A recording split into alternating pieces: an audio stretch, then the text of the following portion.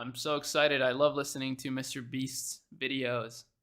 They're so good. And this one is from 22 hours ago. This way before. Do you have aspirations of getting married? Whoa, I didn't see that coming. MrBeast a fucking moron. That's like a constant battle for me. I have a mental breakdown every other week. Something I want to talk to you about is the term beastification. This is like a crazy sentence. But do you feel like people judge your moves? Just changing that took it from like a B to like an A++. Do you feel like you're coming into a different state of being? Yeah, I've never talked about this before, so this is gonna be a weird couple sentences, but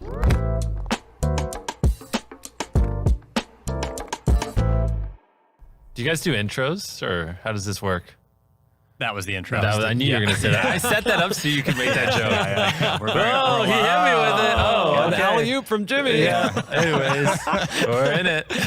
We're in it, man. We did this almost exactly 2 years ago in this exact same spot. Crazy. And, dude, being here is... I can't believe that interview was 2 years ago because I remember vividly watching it. And in that interview is when MrBeast actually revealed that he used to be dropshipping in high school. He said that he used to, try to create dropshipping stores in order to make an income so that he could keep making YouTube videos, right? Because back then, being a YouTuber wasn't as big of a thing as it is now. And, obviously MrBeast was getting like no views back then, so it seemed almost impossible. So he was trying to supplement his income and earn an income through dropshipping. So honestly, that was back in like 2018, I think, that he said he used to do that. So I have a feeling that he's probably seen one of my videos before, because that's when I started making videos. And back then I was sharing some crazy stuff. So I feel like he actually maybe, knows about me somehow, but who knows? We'll see. Either way, I'm very excited for this interview. It's so different. Yeah. It's insane. You want to explain to them so they know the Yeah, difference? I mean, first off, there's a lot of stuff in here. Last time Yeah. we were in here, it was completely empty. Yeah. Last time we did a podcast, I would tell you to overlay things, and you guys never overlaid it. No, know. So are you going to overlay the footage this No, time man, of the come last on. time? Oh, okay. That's, Never we'll mind. keep it going. I know there's such a funny moment. They're in like, the oh, we got like 20 million views last time. Why would we change anything? You point to the camera and you're like, just roll that B-roll editor. Yeah, okay, thanks. And it just holds on you. Yeah, I don't know how we missed I don't know how we missed that one. Yeah. It was 2 hours. I did that so- twice. Yeah. Yeah. Well, this time we won't do it again. Yeah. Okay. By the way, MrBeast is one of those people that, like, even if you don't care about him right now, he's always important, I think, to listen to, because MrBeast is kind of the face of YouTube at this point. And obviously YouTube is a massive company, and he also can dictate a lot of trends and how the market moves. So if you're an investor as well, it's also a good idea to pay attention to what MrBeast says, and just also as a whole, just to stay on top of the internet trends. So that's why I always appreciate watching some MrBeast content and seeing what's going on. But yeah, things have changed. Like there's so many people here working. There's like, it feels like very alive in this building. Obviously this building was brand new when you got it. Candidly, I feel like we've had so much fun over the last 24 hours here, just hanging out. It's nice having you around too, because it's like a buddy to like work hard with, so I don't feel so alone late at night. I think that's the thing is, Colin and I were saying today, it feels so fun to be here because it's a bunch of people doing the thing that we like to do. Yeah. We're surrounded by people who are excited about making YouTube videos. Yeah. How does it feel for you? Like the past 2 years, so much has changed. Oh, it's the past 2 years? Yeah. What would you say I was at 2 years ago? So like right now I'm on like the main channel, I have 160 million subscribers, but 2 years ago, I mean, 60 probably, million? Yeah. If that, 50 maybe million? like 40. Yeah. It was it's been before pretty crazy. Feastables, I think, was public. Yeah. It was before your Squid Game video. Yeah, before all that. So, I mean, everything's changed. It's definitely pretty interesting, because you always think like, okay, this is roughly the top, but this is like, things aren't going to get much crazier. Yeah. And then we're growing so fast that it keeps getting crazier and crazier. And you're like, okay, people are only going to stalk me occasionally. It's like, that's about as bad as it gets. And then it's like, oh, the frequency of people following me home from when I go to Walmart is going up. Or like, when I go to an airport and wait in a line, the amount of people that, harass me in these lines where I can't really do anything. And it definitely is a lot crazier than I thought to me. Somebody's asking, do I think MrBeast will become a billionaire? My answer is absolutely. How many years in the future will that take, in my opinion? Honestly, I think like next year. I think next year his Feastables brand will reach $1 billion valuation. And that's what makes you a billionaire, really. It's not literally having $1 billion in the bank. It's just like having a high business valuation. And I think he already has. He was already offered like 1.5 billion for all his whole enterprise. So I don't know. I think he technically is kind of a billionaire already, but we'll see. To be honest. I think that, I mean, obviously the mathematical difference between 40 million people and 150 well, it's or even crazier million. when you take all my platforms, because I think we're closing in on 400 million followers. Right. And so that's just, or even throw followers out the window because it's kind of a vanity metric. Who cares? Yeah. But like we're getting 30 plus billion impressions a year. So like 30 billion times, you know, now people are seeing my face and see me. So it's like, I don't like leaving this building. When I go out in public, it's just like, it's pretty brutal. I think like the frequency of mainstream press too in the last year has gone way up. Like 100%. not even just viewership on YouTube and people who understand and watch YouTube videos, but like New York Times this, Washington Post that, CNN, like anytime anything happens, it's like, whoa, these articles are everywhere. Or even when nothing happens, just like there's just stuff. Or all even the like time. random shows will like mention me or things like that, just because it's like when they, well, a lot of people now when they like think of YouTube, they associate MrBeast a little bit, like they used to PewDiePie. So it just kind of. That's what I was saying. He's kind of the face of YouTube now, whereas before it was PewDiePie. That's wild that he says like he feels his best in his building, because outside of his building he just gets way too much attention, which is kind of interesting that somebody who gets so many views hates attention so much in real life. That's wild. Gets out there, and there'll be people who are like, if you ask them, do you know who MrBeast is? They'll be like, yeah. And they'll be like, what do you think of his videos?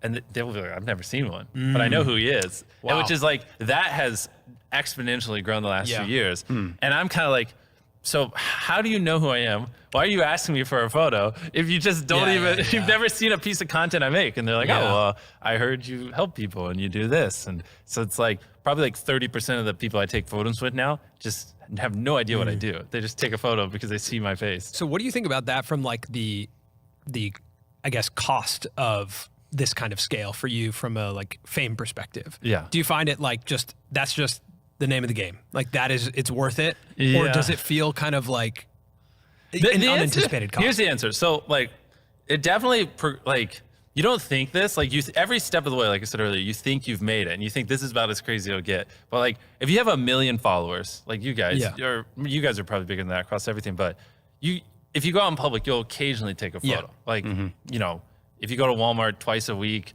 you'll get every third time you'll take a photo. It's very validating. You're like, oh, this is awesome. This is like a real career. Look, this guy noticed me.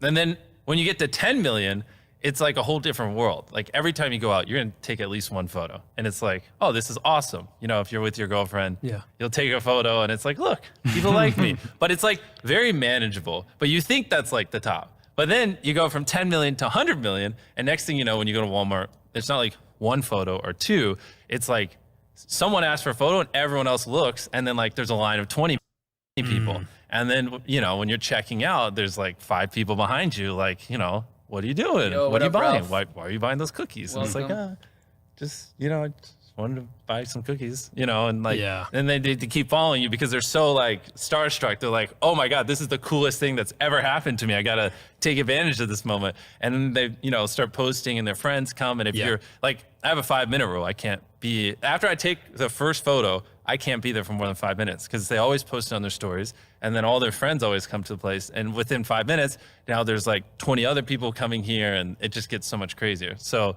like you have random things like that. And then when you walk out of a store, you always have to look back and be like, yeah, it was nice meeting you. You don't. The 5th country to target is Australia. So you said New Zealand, Canada, US, UK, Australia. Australia is massive. Have to follow me to my car. Okay, take care. It's like, but you don't have to do that when you have 10 million subscribers. You just don't, you know? And so it gets like crazy. And then you get to that point and you're like, okay, this is about as crazy as it's gonna get, you know? And that's like probably me 2 years ago. And then now here we are with like 400 million followers across everything. And like, you know, I don't know, probably last month we gained like 20, 30 million alone. So it's like, it's still growing massively. And it just gets even crazier. You know, people come to your house all the time. The rate of people following me home, or like, one thing that was, I just don't even understand it, that was wild, was when we were going to Antarctica And also, I hate that. So far, this podcast has been me complaining. I love you guys. You guys gave me everything. Like, so I'm very grateful. I love my fans. So don't take this the wrong way. This is just more an interesting thing that I've been thinking about a lot recently, not me saying you guys suck. Because this is also like 0.0001% of people. 99% of people I meet, super chill. Just ask for a photo and it's cool. But we went to Antarctica, and on the way, we went to Chile, and we stopped there for whatever, like 5 days. That's my country. And I was, in the airport, I was wearing my hoodie, sunglasses, just staring at the floor. I was like, if I don't take any photos, I'll just go straight to the hotel room. No one will know I'm here. And somehow this one, like, little kid recognized me. And I was like, no photo, please, please. And he's like, photo, because they speak Spanish. And I was like, I didn't know how to tell him no, and I didn't want to be mean. So I took it, and that was it. And I got in and out of the airport with only one photo, staring at the ground with my hood up. And then, like, in the hotel room, someone sent me an article that was literally written because that kid posted on social media, and then the local news picked up, oh, MrBeast is in town. It's a tiny town in Chile. Not much happens there. And then all of a sudden, people are like, oh, what hotel is he staying at? And then people figure out that we're at that hotel. Yeah. And now there's like 200 people outside this hotel running up and down the hallways, like knocking on doors, trying to figure out which room's me and Carl. And we also had like the dream team there as well, so which made it even bigger. And they're like, where are they at? And they're like, I was talking to the manager of the hotel. It's like, why don't just have your security like control things? And he's like, we do. And so I had to hire security to like help lock down this hotel because there's so many people. And then there's like people trying to camp outside the hotel, and we're like, this is not a meet and greet. Like, I'm just here while I wait for my flight to Antarctica. And it's like that, it's like one of those moments where then now people know, well, eventually he has to leave, and there's one airport. So there's just a sea of people waiting at the airport when you go there. And then it's like, at some point I have to wait in a line at the airport. And then it just gets even crazier because then the TSA people are like, oh, this guy's famous. Let's get him through the line because there's just a mob of people. And then they're like, but we'll do that if you come take a picture with our kids. And so it's like, I'll help you skip these pictures if you take these pictures. And it's like all this crazy stuff. And I'm like, everybody, I'm just trying to board that plane. Like, let's but none of them, because we dub our videos now, and we get like 10 to 20 million views in the first month, and just Spanish on our videos. So we have a massive Spanish audience. And so like none of these people speak English. So I'm like really struggling too, because I'm like, hey guys, I'm a little uncomfortable. There's a lot of people around me, but they don't have any idea what. Did it ever happen to me that someone's recognized me in real life? Yeah, it's happened to me multiple times. So I can only imagine what MrBeast goes through. I mean, I only have 100K followers or subs, so yeah, it's happened to me before multiple times. Even in my own city, I've had people recognize me. It's pretty cool. I mean, I think it's cool, it makes me feel good, and it always is kind of a surprise. But I would imagine if like 200 people a day were like recognizing me, that would be pretty problematic. How did it feel the first time it happened? It was cool. It was awesome. It still is awesome. It's surprising when people recognize me in public, but I like it, it's cool. It's like, hey, nice. It's always different seeing people face to face. If I see them running up, yeah, go for it, bro. Go for it. I'm always down to meet new people. What I'm saying. And they're just like, photo. And so, anyways, you get experiences like that where you're like, you seriously question, like, is this actually worth it? Like, because obviously it just makes traveling and everything infinitely more stressful. And and it's interesting because when you're sitting here, like we were with you in an edit session last night, like you're crafting the videos to get as big as possible. Yeah. So it's almost like both things are happening at once, right? Yeah. Like the bigger the videos get, which you just literally, the yacht video was what? The second most viewed YouTube video, non-music, and YouTube history in 24 hours. So the most viewed video in 24 hours is when Will Smith slapped Chris Rock. I think that got 48.2 million views in a 24-hour period.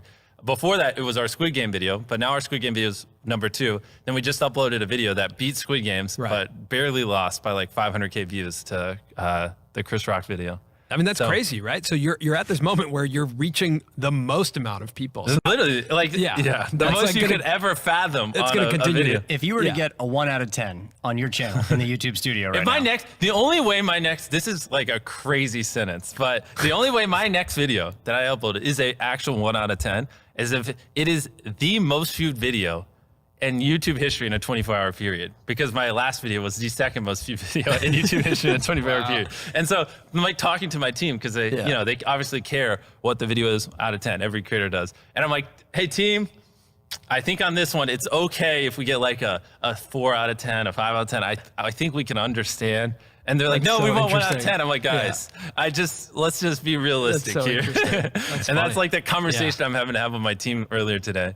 It was funny. I would say another thing that I feel being here in the last 24 hours is and even just talking to you over the last couple of weeks is like an immense sense of focus. And, you know, like I feel like the main channel is like you've put a sense of focus on it that is like showing up in how it's performing. Yeah. Right? Does it feel like that to you, or does it feel like similar, I guess, to how you've treated it in the past? Well, you know, there definitely was a period in my life where I was focusing a lot on gaming Yeah. channel and stuff like that. For the last 14 years, the main channel has always been my focus. Just sometimes I put a little time here and there, but right now it's really 3 things that my entire world revolves around. I work out every day, I work on main channel videos, and I work on Feastables. It's just those 3 things. Yeah. I wake up, I do that, and then when I'm done, I go to bed, and I just do that every day. Yeah. I can feel that focus. I mean, you also like, we worked out together this morning. That was fun. You're really strong, dude. We're getting there. I'm not like you were. We're on day 300 I was like, of oh my working out God. every day. Actually, Yeah. today was 310. So me and Arie, another YouTuber, we signed a contract where we'd work out every day, and if we didn't, we'd get a tattoo of each other. Yeah. And like, you're okay to have a day off if it's like actual part of your program, so occasionally have rest days. But for wild. you know, the most part, the last 310 days, me and him have worked out every single day, and we've held each other accountable, and it's been awesome. Because That's a good accountability incentive right there. Which interview is this? This is an unfiltered conversation with MrBeast. It just came out 22 hours ago. It's really good so far.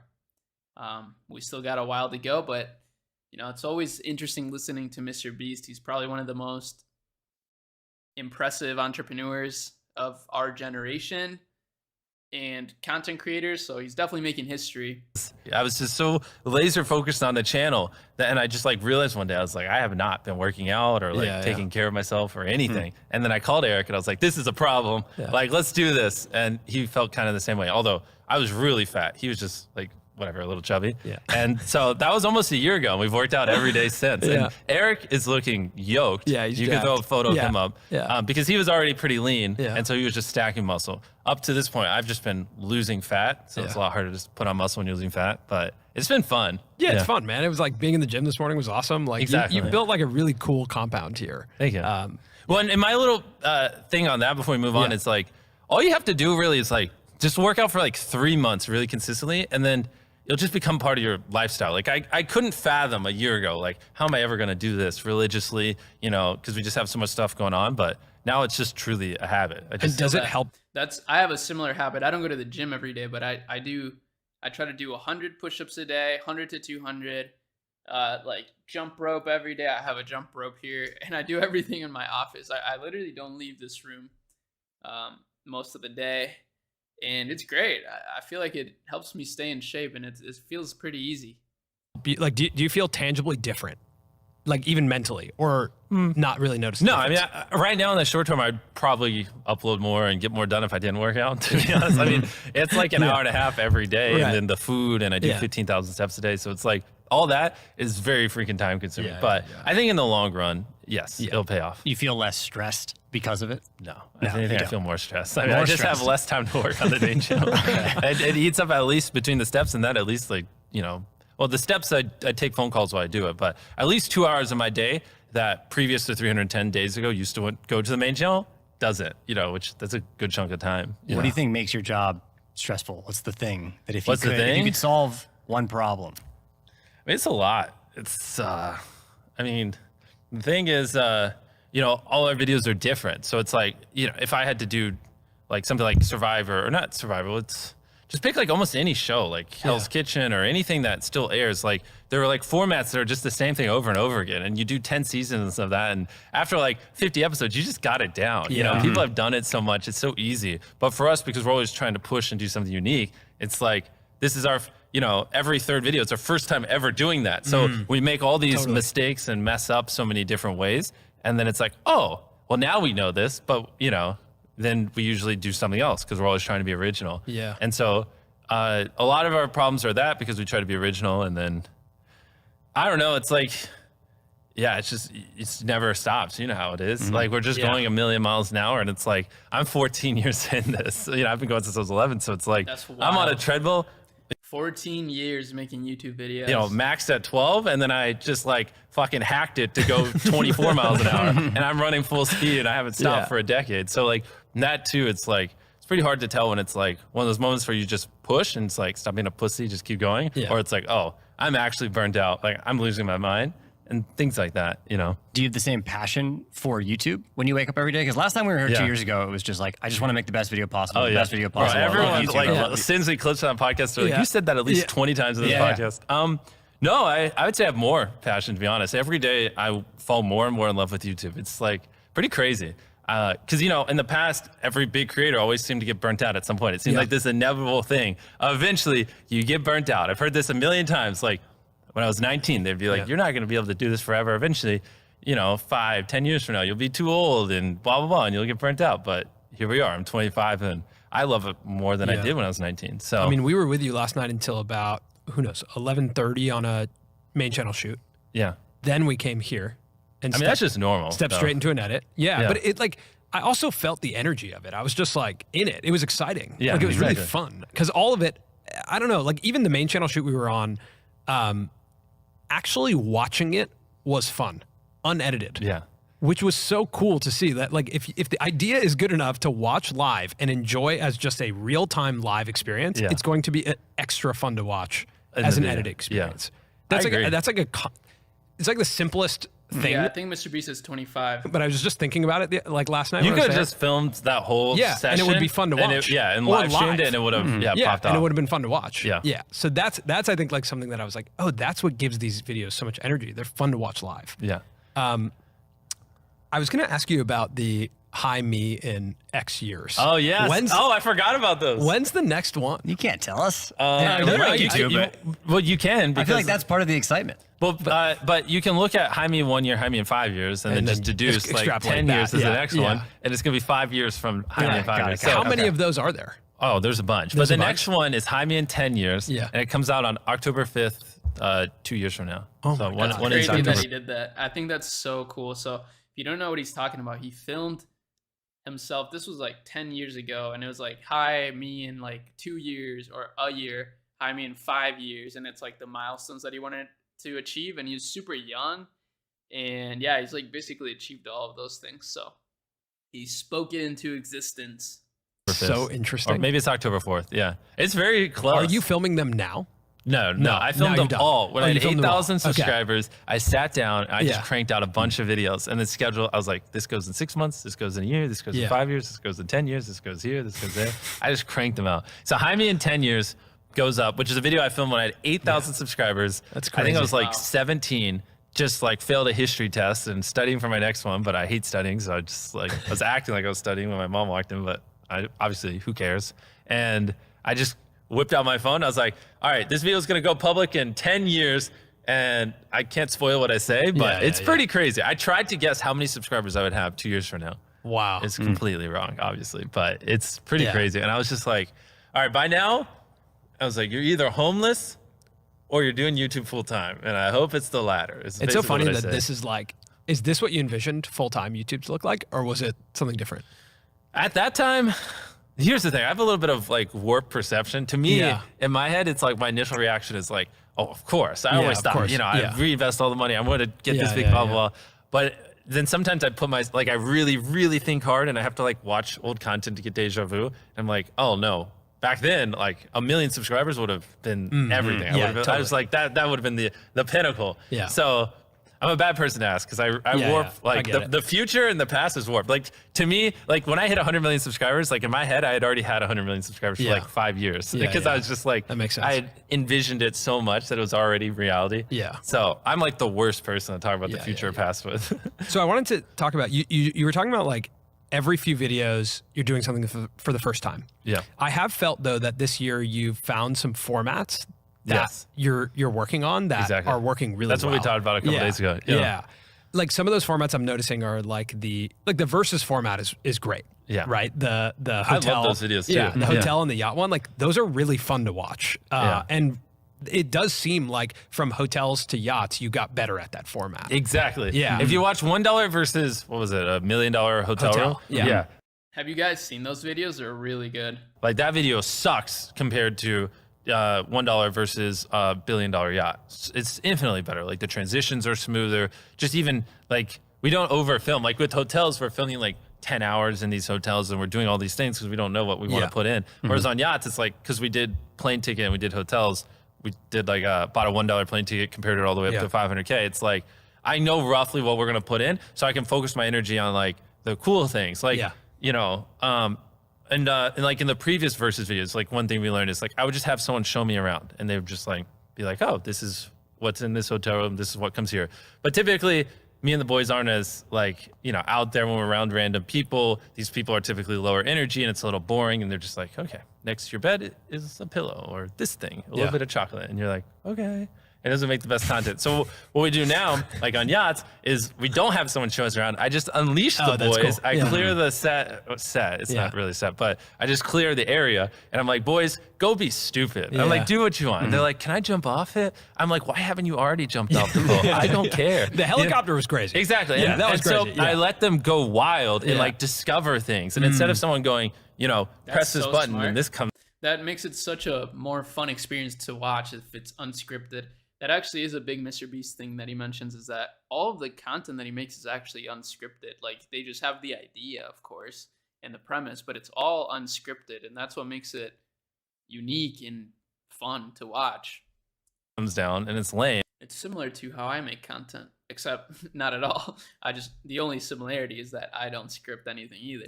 We press a button and we're like, oh, ooh. You know, and it's cool. It's those videos are cool because we get to experience something we'd never experienced through you guys. And that's a way of how we've learned, like through doing that format a couple times, like this is a better way to film it. And then I have that, you know, person who owns the boat come and show us through it after we're done being idiots. Cool. So then if there's anything I missed, he'll tell us about it and we still have those shots. And like just changing that took it from like, you know, a whatever, like a B to like an A++. Yeah. And it's so interesting because all we did the same filming, we just filmed it differently. And it's like, that's stuff you learn by doing the same content over and over. But it's also hard because like, you also got to be original and mix things up. And if you do the same stuff over and over again, you'll eventually fall off. So that's like the constant tug and pull for most people. We also need to give some credit to Pete Davidson and Tom Brady. Yeah, I don't think we awesome. can do this without mentioning their appearance in that video. They're cool. I also, I noticed a lot of comments that were like, oh, I didn't realize like 6 minutes in, Tom Brady would just spawn. And I didn't even think about that when I uploaded it, that we didn't even allude that, that he was going to come. In hindsight, I should have said like in the first minute, oh, and by the way, Tom Brady will be later in the video. But it was more exciting that it was a surprise. Yeah. Yeah. And then those clips also then like get out there, right? Like the Tom Brady clip of you guys. They got some views, but I don't know. I mean, the retention on that video was better than any of our other videos. Yeah. So I don't know how much that actually helped, to be honest. Because like, the Tom Brady clip started going nuts, like on ESPN and all that stuff, but that was like 2 days after we posted it. Yeah. It was very weird, I think like that seeing plays the lag. into though why people know you now without watching your videos, right? Is because like clips like that are becoming more and more mainstream. Oh, 100%. Yeah, right. And that hits a totally different audience. That's a completely different audience. Yeah. Which is crazy that you can be hitting 100 to 200 million and there's still a whole audience. And then other people take it and share past it. I mean, even for me though, I learned about that video on Instagram. Normally I would see it on YouTube. And click based off the thumbnail. But you posted something on Instagram and it said that Pete Davidson and Tom Brady were going to be in it. And I was like, well, I kind of have to, I kind of have to see that, you know, and that. Well, are you going to throw that Instagram post up or are you going to make them close the app? We're going to make them imagine it in their No, you're going to make them close the leave app. this pod. Yeah. And then go open Instagram. That would be the ideal. Or you just put it right here and your retention's better. Yeah. I also think though, like that almost felt like the modern day talk show in a way where like Pete Davidson was showing up on your show. Do you know what I mean? Like, I think having... It's not exactly like that. Like Dobrik kind of did that a while back where like Justin Bieber would show up in the car or something like that. The thing is like, it's also them aside, I'll just talk blanketly. People like that tend to be the people I gravitate towards more to now because they just kind of understand my life a little bit more. So I also just like having other famous people, if that's the word you want to use, around because it's like kind of cool to see how they deal with all these random problems I'm starting to have. So I mean, sure, it's great because it helps the video, whatever, but it's also just literally fun to be around them and see like, how do you deal with all this stuff? What is going on? And also it's like, you know, they're infinitely better on camera too. So I don't have to like Tom Brady or Pete Davidson. You don't have to like, you know, tell them like what to do or anything. Like, like a camera's just rolling and they're just funny and they're just cool and great. So it also like makes it so much more fun for me to film because, you know, I'm not like stressing out or like, ooh, they're kind of whispering. That's not usable. They're just like great. And it's like awesome. And I just exist and we just joke and be funny. And it's like, it makes filming the video 10 times easier. Yeah. Did they give you any advice on the boat? Well, Pete Davidson, maybe not the most family friendly stuff. We were joking the whole time. But no, Tom all around was just great. It was really fun. I don't even remember. I was just having a good time. Yeah. So there's that, you know, 1 verse a million or, you know, a billion format that I've noticed. Then I guess when I zoom out, like you've always done kind of human experiments, right? Like the one experiments. No, but you know what I mean? Like social experiments kind of whatever, like 1 versus 100. Cool stuff. Right? Or 1-year-old versus a 100-year-old. Is that what it was called? Yeah. Ages 1 through 100 compete for. Bro, that was probably the most complicated time I've ever done. And somehow it did well. I don't even know. But that concept was really fun. Yeah. And you're doing things now where like, you know, I felt connected to the contestant at my age. That's such a wild concept. Ages 1 through 100 fight for $500,000. Which is so smart, right? When you do that, you're like, I'm 33. So I was connected to the 33-year-old, right? I was like, okay, that's cool. And you're working on your Shopify business. Good luck. MrBeast is a huge Shopify sponsor right there. That guy is a spokesman for Shopify, basically. And I think it's one of the big reasons why Shopify has been exploding in share value this year. Obviously, they crashed a lot too, you know, like it crashed a lot, the stock I'm talking about. But also Shopify has been doing just insane collaborations with MrBeast this year. So I think that was a big reason why I continue to move up. I can say on your new video, there's something similar that kind of feels like that. Yeah. But at the end of that video, the stakes rose like crazy. And I didn't anticipate that. Yeah, I have so much to say there. It's like, you know, I used to be a big fan of like simplicity, like keep the challenges as simple as possible. I was like, you know, 200, some of these videos, 300, 400 million people are gonna watch it. Like, it's a lot of people. I gotta like make this stuff as simple as possible. Or like, you know, some of these 400 million people just aren't gonna understand it. They're just not, you know, is what I used to believe. But in that video, I was like, you know what, screw it. I'm just gonna throw my preconceived notions out the windows. Like these like challenges, if they vote for them, I'm gonna make them a little more complicated. I'm gonna add some more like things that you have to like flick your brain on to like really comprehend. And like, you know, the last challenge, like, you know, when I'm filming it, I'm like, oh, man, I just don't see how like everyone actually understands what's going on. Like the whole like, you know, 2 briefcases, one has 500,000, one doesn't. No one looks in it, and then one person looked. Did you guys watch that video? Because it was crazy at the end. I mean, I'm sorry, I'm gonna spoil it for you. But at the end, it was these 2 people that you see on the screen, and whoever. So the way the challenge was, this guy, he had to say whether or not there was 500,000 in his briefcase, and if she guessed it right, or if she guessed right, she would win it. If she was wrong, he would win it. So he could lie, he could be honest about it. So he opens it. She asks him, "Is there 500K?" And he says yes. And she's like, "There's no way, you're lying." So she's like, "Yeah, it's probably in my case." And he wasn't lying. He was serious, and he won. So by being honest, he actually won. That was pretty crazy. And then they decide if they swap. Like that is one of the more complicated things I've done. And so after we filmed it, I'm like freaking out. I'm like, oh man, I don't know. But I like grabbed that, I had them edit that clip, and I just went to like 40 people, you know, from all ages. And I was just like, watch this and tell me if you get it.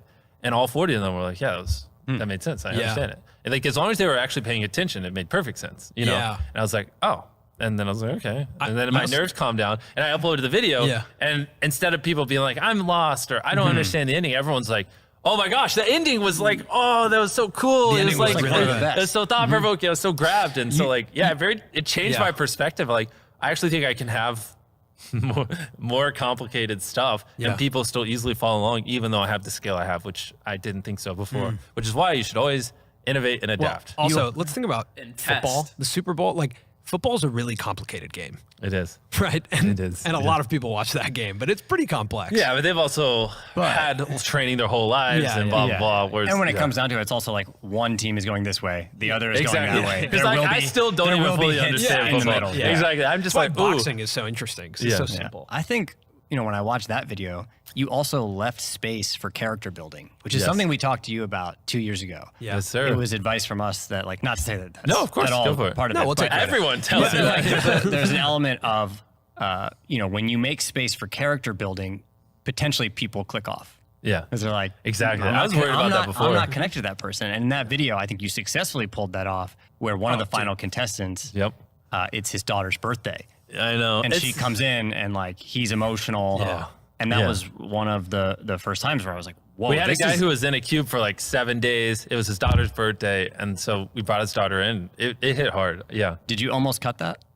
No, bro. When I saw that the first time, I literally cried. I was Yeah. like, "Oh my gosh!" Like Yeah. in person, I was kind of crying, but when I saw the first cut of the video, I literally tears came down my cheeks. I was like, "Oh, I've never felt this way before watching one of our videos." Wow. Like even just thinking about it, like I teared Yeah, a you're little getting bit. teary eyed. Yeah. Wow. So it's good. That was a Interesting. very Yeah. emotional moment. And so yeah, that video we tested a lot. We tested a little more complex challenges, but we also tested like screw it. Like people say they want better stories from Yeah. us. It's Let's cool do it. how even at this level, like it's so important to test. I mean, I always talk about that on my channel. Obviously, with e-commerce, it's testing is super important and relevant. But just at every level of business, it's so important to always be testing new things and innovating, like he's saying.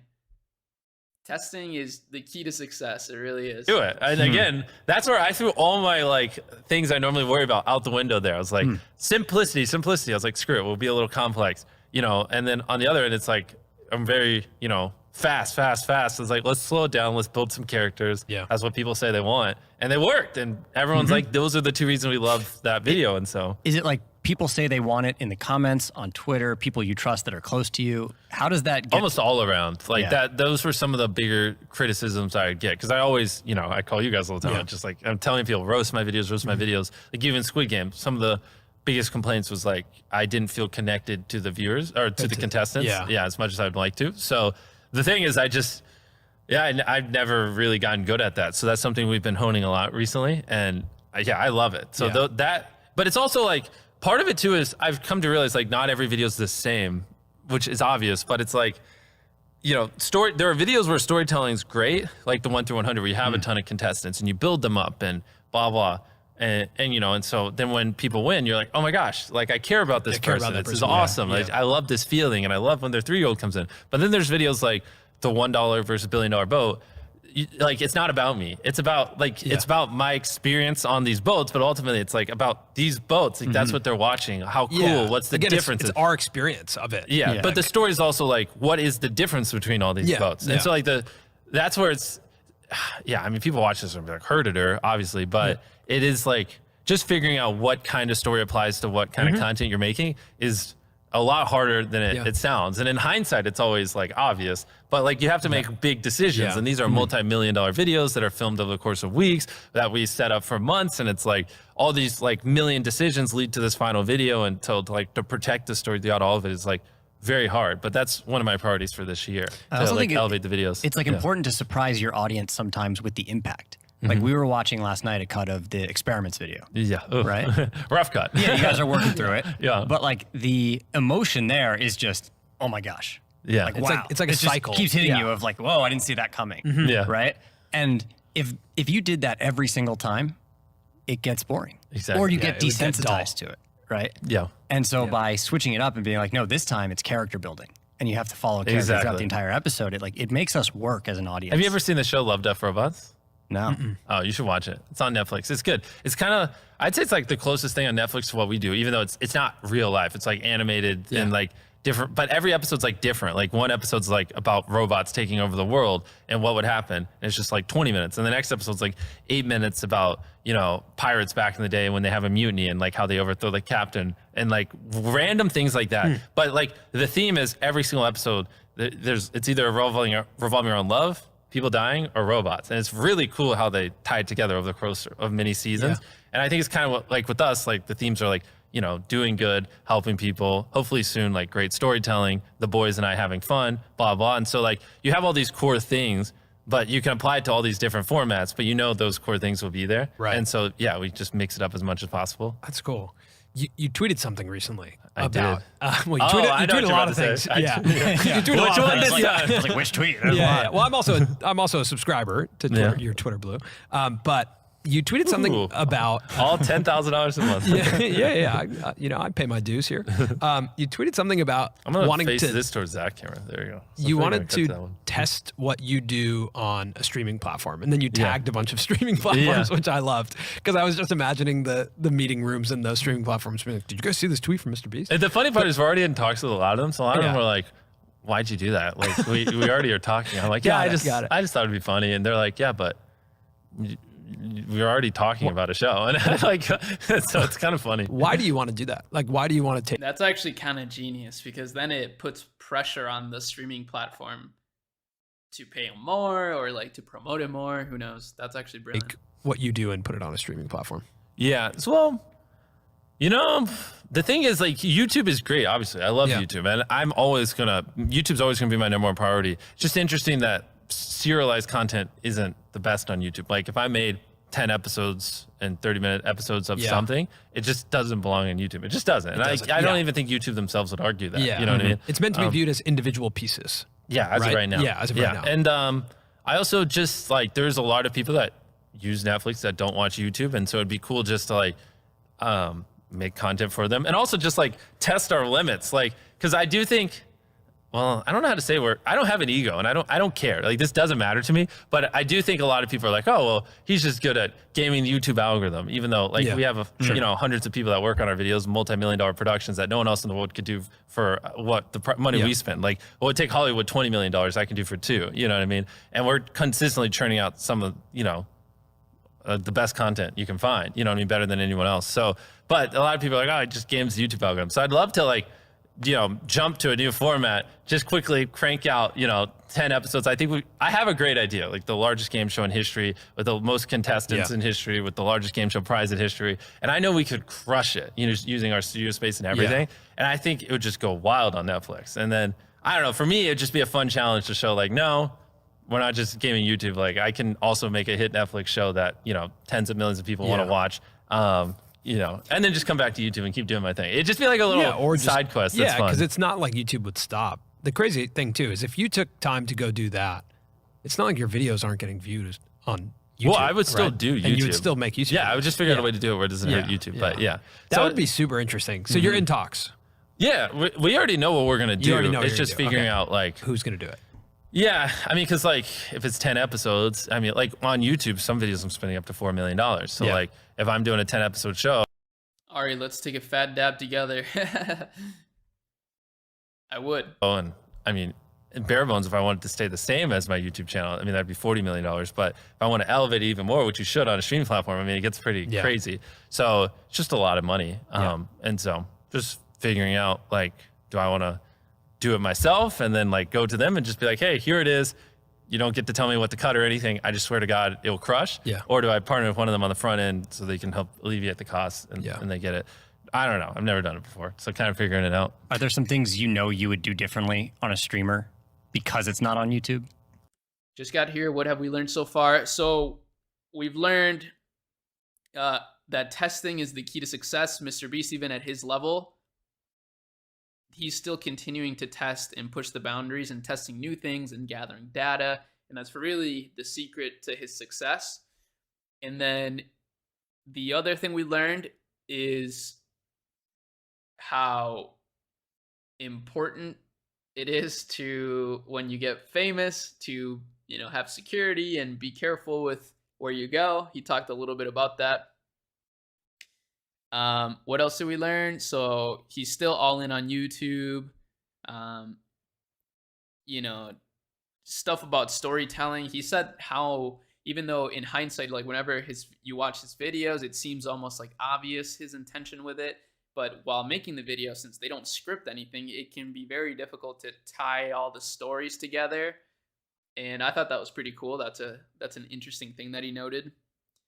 sounds like you should start a Facebook group of like-minded people because that sort of thing sounds awesome. I actually do have a Discord server called the Akemi Lab. You can join it. It used to be free, but I added a whole bunch of value, hired a bunch of researchers, and mixed it up with like just a bunch of really cool stuff and made it paid and premium. And the main reason why is because when it was free, I was, first of all, getting a lot of people spamming in there. And second of all, a lot of people scamming others and messaging. Even if they weren't scamming them, a lot of people would come in and just poach a bunch of people from the Discord. They would message them privately and sell them shit that they didn't need, and it was really bad. So now it's a more close community. And man, I gotta say, I absolutely love what we've built at the Akemi Lab. It's like, it's my favorite thing I've built, honestly. It's just like an incredible product and an incredible community, worth way more than the price. And every time, I just did a call with them earlier today. So we do a round table talk like every other week, and we just did one earlier today, and it was so good. The members that join are surprisingly smart entrepreneurs. I mean, not surprisingly, but I always learn something when we do those talks. It's a really cool collaborative experience. And the roundtable that we did before that was with Davey Fogarty, who's worth $500 million. So it's just an incredibly valuable community. I'm actually really happy that I pivoted into that model. And now I use the server every day. Every morning I go through it. I do a bunch of research on it. I find all the research that my team provided in the Discord, and I use it to make content. I use it to implement some of it to our brands, and then I also use it to provide additional value to our clients at the agency. It's pretty cool. But let's continue here. MrBeast versus Netflix. Well, yeah, I mean, the everything would breathe a whole lot more. Yeah. So we would pick things that, well, like also like you don't have to like hook people as much. Like I don't have to, so after I get people through episode 1, they're invested in the characters we would have in these game shows, and they, so I don't have to like be screaming at the start of all of them and convince them to watch. They're watching, But it'd be so awesome. Like, I mean, picture like Squid Game, but like 10x. Like, that's what I would do, with the set. But also, obviously, actual Squid Game, not ours, was scripted. This would be unscripted. And so, like, but picture those same crazy sets and experiences, but unscripted, where it's actual, real, raw emotion with, I don't know if it's 1,000 or 10,000 people that dwindle it down to one competing for the largest cash prize in history. It'd be awesome, especially now that we're getting better at storytelling and how to build characters and stuff. I'd love to take all that knowledge we've learned and just apply it to a longer format. It'd be so much fun. It's so interesting you bring that up about like the different environments and what the viewer expectation is and what the creator does in those environments. Yeah. We've been talking about it in the terms of permission and interruption. So like if I buy a ticket to a movie and I go sit in a movie theater. Oh, yeah. You know how weird it would be if I left after 70% of the movie? Yeah. Or like 30% of the movie. You're a lot more willing to like, grind through some like dull moments. Exactly. And so that's like permission. Like the audience has given you permission to tell you this 2-hour story or an hour and a half story. But on YouTube or TikTok, it's like kind of interruption. It's like this thumbnail is meant to interrupt your feed and make you so curious that you click through, and then you need to keep. And then in the first 30 seconds, you got to explain why it's important. And it's like you basically it's like you're a salesman. If you do it right around the 1 minute mark, now you're not a salesman. Right. You got them convinced. They bought with their eyeballs. Now it's just like, here's what you came for. Enjoy it's it. so interesting. Man. That's such a different like environment. Movies are so opposite, man. Like it's so brutal when you sit through like 5 minutes of like shit just popping up on the screen before a movie, and I'm like, why? Why is this necessary? Title sequences. Bro, and can you think? Like do you remember any name in any movie you've ever watched that popped up? Like, why is that so necessary? Can we just move on? Like, just send us a text. Can you just put it at the end? Like literally, just put it at the end. Like at the end of every movie, just have fireworks pop up, make it cool. Have the main characters just be like walking back and forth. Then put the names at the top, or do like the outtakes or like extra scenes, or at least put their face up there. Like if you put their name with like a little face, then I'd be like, oh, and maybe I'd start to like recognize. It's so interesting. Like credits haven't been changed. That's in a movies. really I know, it's wild. good point. Like credits have not been innovated yet. There's huge room for disruption there for movie credits. So strange. So what do you think? We talk about this. We talk about the landscape of YouTube a lot. Yeah. And like in 2023, what do you feel like the landscape of YouTube is, and what do you feel like it's missing? The hard part is, I go through cycles watching a lot of YouTube. I'm so knee deep in grind mode right now. I'm not even. You're not watching YouTube. I'm watching so little content on any platform. Like I uninstalled TikTok and everything because distraction. So Like I literally just wake up and I work out, Yeah. and then I work on my videos, and then I work on Feastables, and then I go to bed. And like I try to hang out with my girlfriend a couple hours here and there. Yeah. So it's like I'm probably the worst person. Actually, you tell me like what's going on in the platform. I feel bad. I'm so out of the loop because I'm like so knee deep in like what I'm doing that I'm not even keeping up with everyone else. I feel kind of shitty. I think a lot of the consensus lately has been that it's stale. In a way. And even speaking with you last night, I think you Last voiced, time I used YouTube a lot. Yeah, it's like who are the new people? Who are the things doing creative stuff? Yeah. And you know, something I want to talk to you about is the term beastification. Yeah. Because We we got had, emerged on our show. I think Ryan. so. Yeah. Yeah, maybe from Ryan Ryan Trahan. Trahan. Because we had people come on the show and talk about the beastification of YouTube. Yeah. Which meant that people on YouTube are following in your footsteps and trying to copy you. Yeah. And so the thumbnails look the same. A lot of the concepts Brutal. look the same. I know. And so when you open up YouTube for a period of time, it just felt like, wow, why does every thumbnail look the same with just a different person's face? Yeah. Why do some of these concepts look the same? The subtitles feel the Yeah. same. I wish people would like there's like inspiration and then there's just stealing. And so many people just steal what I do. Like so many people literally just put their face on my face. Right. Or just take my thumbnail. Or literally verbatim say what I say at the start of my videos or like all my things. And so like it's pretty interesting because I think the podcast we've done, like every time I've done these podcasts, we did them almost every year for like 3-4 years. I just come on here and I say everything I know. Like I don't hold back. I will literally come on here and tell you guys every little thing I know about getting views on YouTube. And I know thousands, tens of thousands of creators have watched those and literally, that's the reason why they're making $10,000+ a month because they're just like, oh, Jimmy just literally laid it out. I just followed it. So there's that positive, but then there's also the negative because so many creators have watched it. And instead of like taking inspiration from me, they're just like, oh, I'm just going to do exactly what he's doing. And like, it's pretty brutal.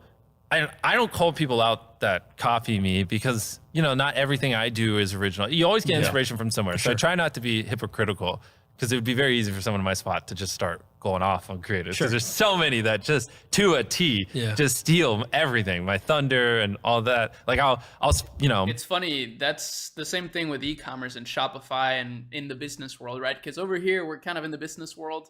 I would consider this channel obviously in the business niche. And you see the same exact phenomenon going on of people just straight up ripping every single component of a business. The reason why people do it is not only because they're unoriginal, but also because unfortunately it just works.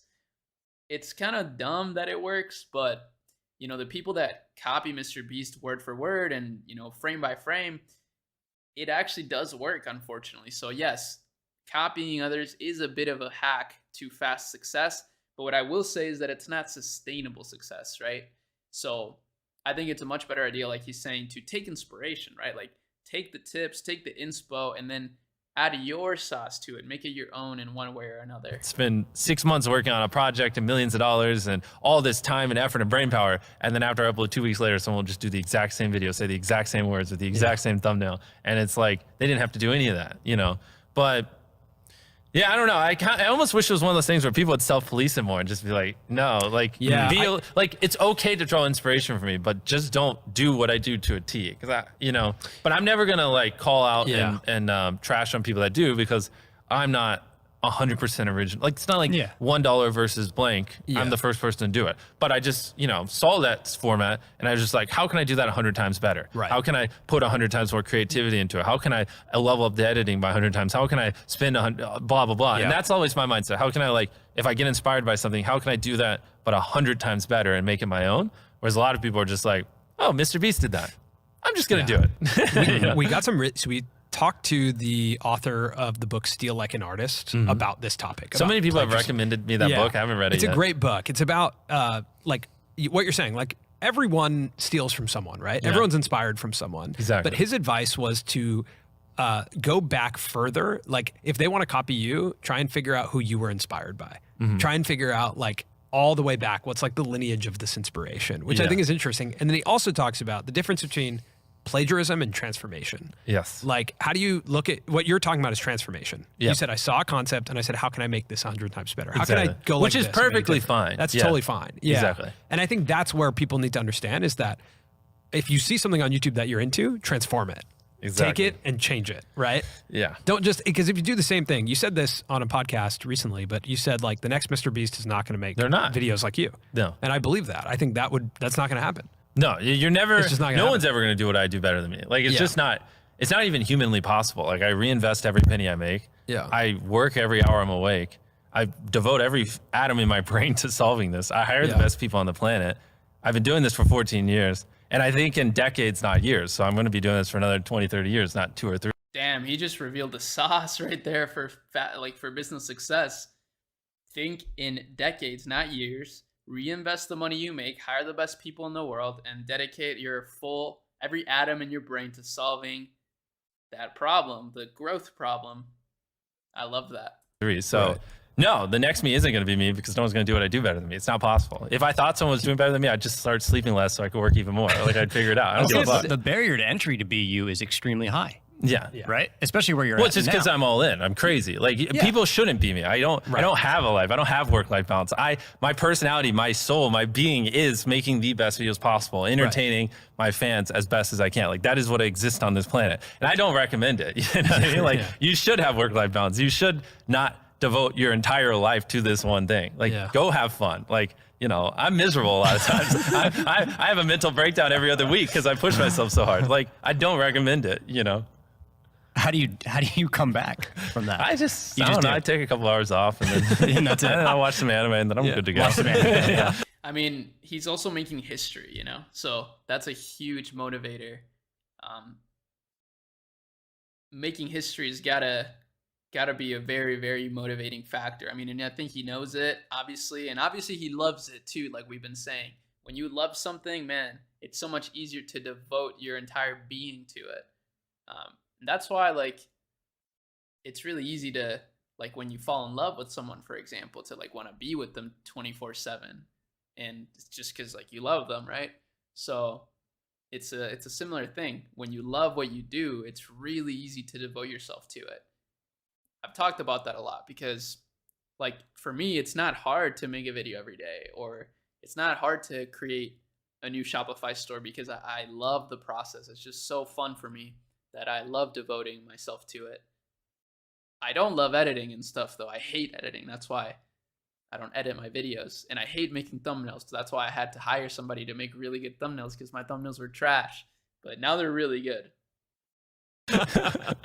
Yeah, but I also feel like hanging out with you over the past couple of years, like this year particularly, you do feel like lighter, not like your weight, Thank you. but like you do feel lighter. Yeah. I don't know. Like even when we were hanging out this morning and working out, like it's something feels like. Do you feel like you're coming into a different state of being? Oh, 100%. Because I feel like you are. Like Yeah. I feel like you're.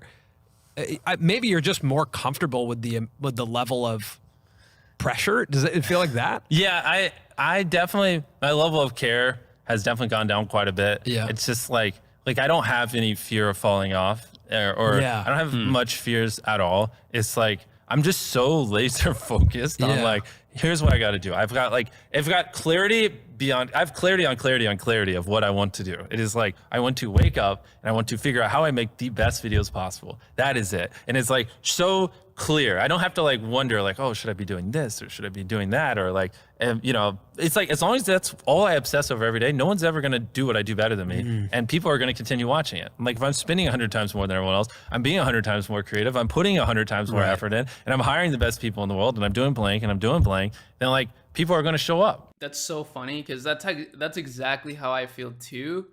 This year especially, I feel the same way. I feel so much clarity in my life. And like, even though I'm making more content than ever, I just know that if I make a video or if I make content every day, if I keep incentivizing my team and hiring the best people, if I keep trying to come up with new ideas for our business, like, you know, continuing to put our name out there, there's no way that we won't continue to grow over time. And I get so much relief out of that. Like, I don't know. It's kind of hard to explain, but that's literally I stopped making to-do lists because I realized my routine is so simple now. It's literally It's literally right here. I just wrote it down here because this was like my last to-do list that I made. And it's like 4 things. And it's basically do 100 to 200 sit-ups, push-ups, and jump ropes every day. Make a video or stream every day. Talk to my team every day. And talk to my Discord and learn and invest every day. That's all I need to do every day for the next 10 years in order to, I mean, I don't even know. I feel like this is going to sound like a wild claim, but I really feel like by doing these things over the next 10 years, my business could reach $1 billion valuation too. Like, it sounds insane to say, but I think it's so possible that it's not even funny. But, you know, even if not, it's all good. But I don't know. I feel like the momentum is a really, really, really powerful force.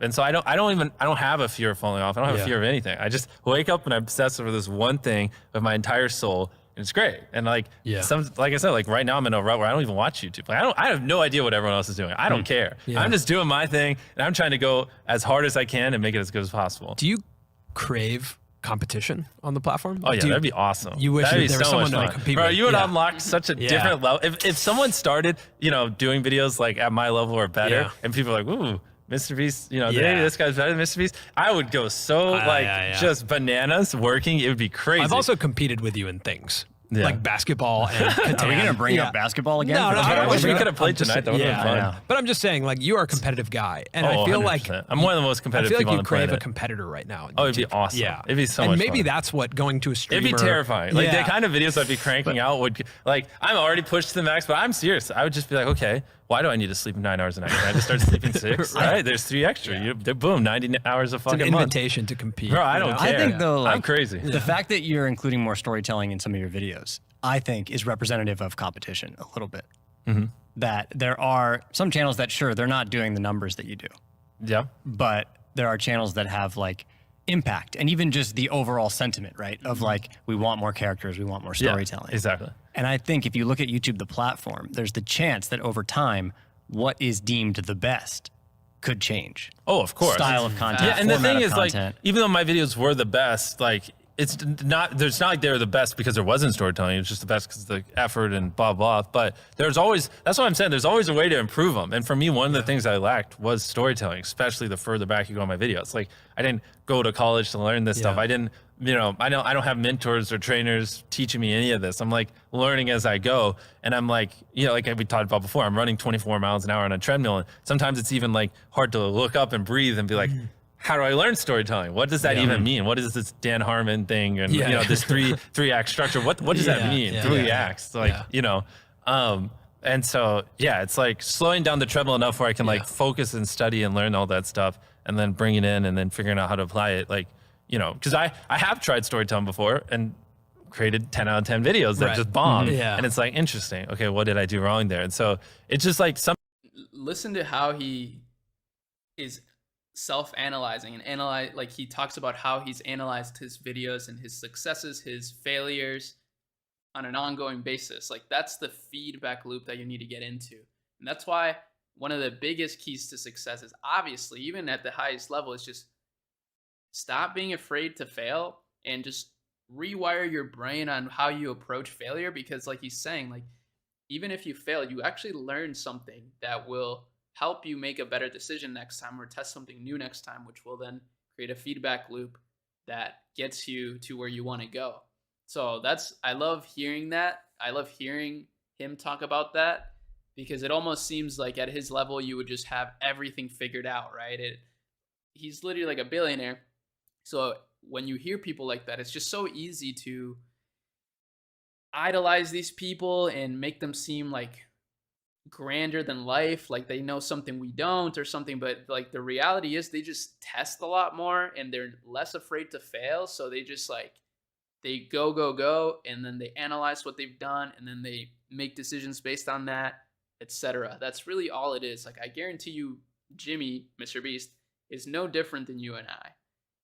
The only difference is, he's more obsessed with his career, but his approach to business is probably really similar. It's just learning, learning, learning, and that's it. Something we've been Or actually learning, doing, learning, doing, learning, doing. That's the feedback loop. slowly working on, and now we've really finally started. It's clicked. Like I understand, because it's not like I can't just go grab someone from traditional and go teach me storytelling, because they'll just be like, do this 3-act structure, and I'm like, okay, and I read books and I study, and I'm like, that just doesn't work. And they're like, no, it does work. And I'm like, no, it just doesn't. You just don't get YouTube. Like, you can't just break a video into 3 acts. Like, that's just not, I mean, sure, maybe you could, but it's just not like, that's not optimal, and things are so dynamic and changing. And like, but I was like, but I'll just take what I think would work, and I'll just like throw it in this pot, and I think like, oh, I like this kind of thing. And oh, I learned that from that book, and I'll stir it. Oh, that's a 10 out of 10. Okay, maybe we do that. Oh, okay, that's like a 5 out of 10. We didn't bomb. And then, you know, and then eventually you get like 1 to 100 and stuff like that. What's your relationship right now with short form content?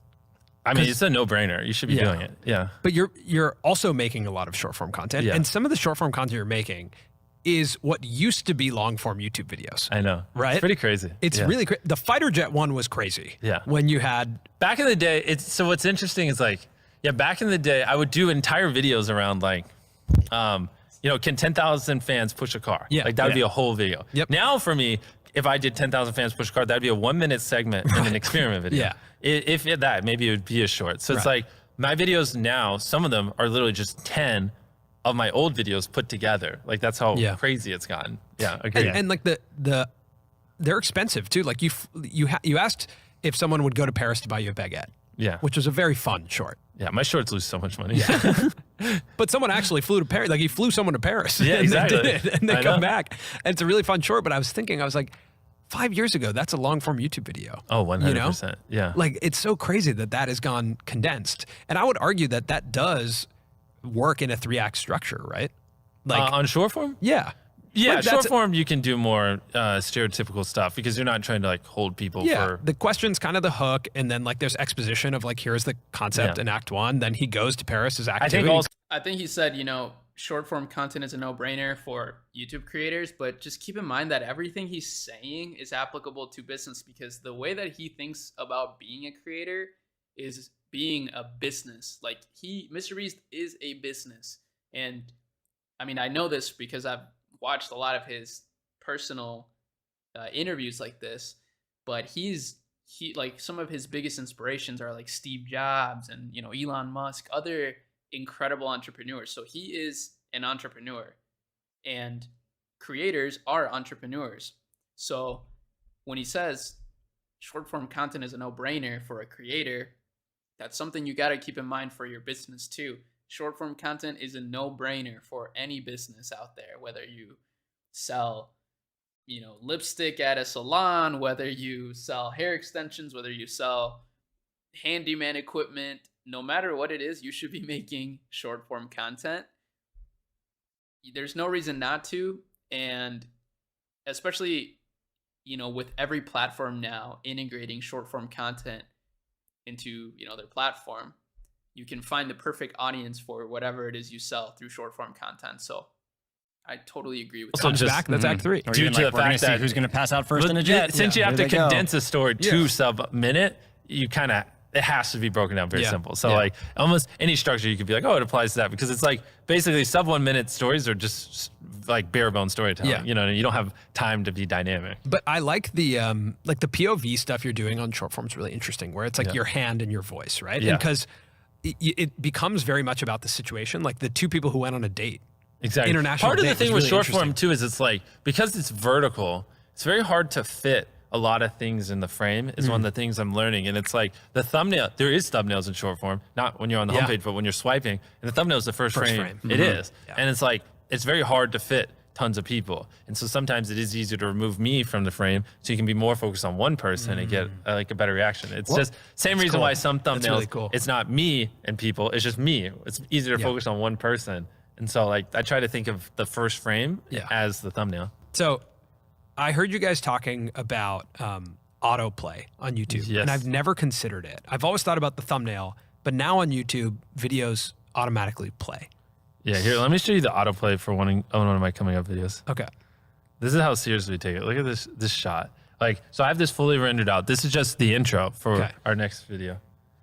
Oh yeah, you probably saw it, yes. Yeah, we saw this. This is the autoplay.